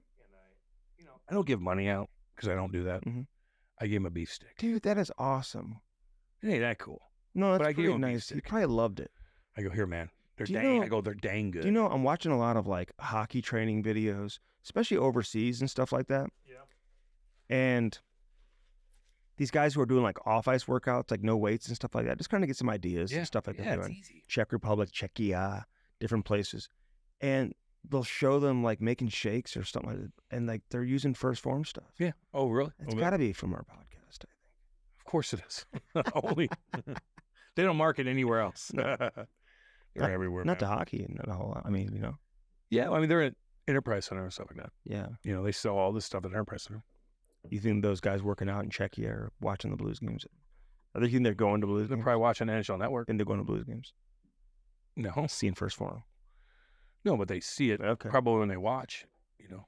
Get the Or they bars, listen get to us. everything, the level 1, and send us your order, and Yes. you are automatically entered to win a prize package from First Form and a Cam and Strick prize package. Yep. Just do it. It's easy. Yoink. You're already buying shit anyway, Yeah. so you might as well just So do that. post it. Proper Cannabis, Cam and Strick 20 saves you 20%. Get in there. Get that mind right. Get that mind right. Damn right. Check out all the locations, propercannabis.com. They're everywhere. Bellman and Bellman.com. At Bellman, you get no. Swinging dicks. Say hi to Danny Boy. Danny, what up, baby? And Dale. Dale. Kenny. Kenny. Get back to god dang work, boy. Buick GMC, We love you guys, Chrysler, Dodge, Jeep, Ram, Shilly Plastering. Yeah, boy. What's up? Get what's that up, swimming what's pool, up? turn that backyard into a backyard paradise Oh, man, they will. with We'll- Shilling Plastering. Illinois Recovery Center. You heard it from one of our listeners, Yeah, man. dude. We're getting more and more of these. If you or somebody you know is in need of a little bit of help, man, they can't do it on their own. No, you got to do it for yourself, but they will give you every opportunity to get normal again, Yeah. and you'll love your life. You'll love your family. Your family will love you Mhm. again. Because right now, they don't, and rightfully so. You want to If get you're an addict. You want to get a hold of Christy get or control of Eric? Reach out to us. Yeah, reach out to us, man. All my DMs are open. All that shit's open. Message me anytime, guys. From Instagram, both my Facebook pages, my Twitter. Just message me, dude. I'll get back to you in 2 seconds. Yeah. So, All right, listen, all y'all, keep it real. Jimmy Howard, man, Jimmy awesome Howard, baby. dude. Love you guys. Right on. Detroit's got sick uniforms too, man. Of course they do. It's one of my Love first that. uniforms I One of my got. Really? Yeah. It was Vancouver's black jersey from the 90s, and it was a white Detroit Red Wings? before I had Who a was on the Blues back of jersey. it? Nothing. Nobody. My dad just We'll got bring it. it in. We'll hang it up. Oh, fuck, it's tiny. Like it's probably, I don't know where it's at. All right, follow us, subscribe. See you guys. Love you. Peace. Later.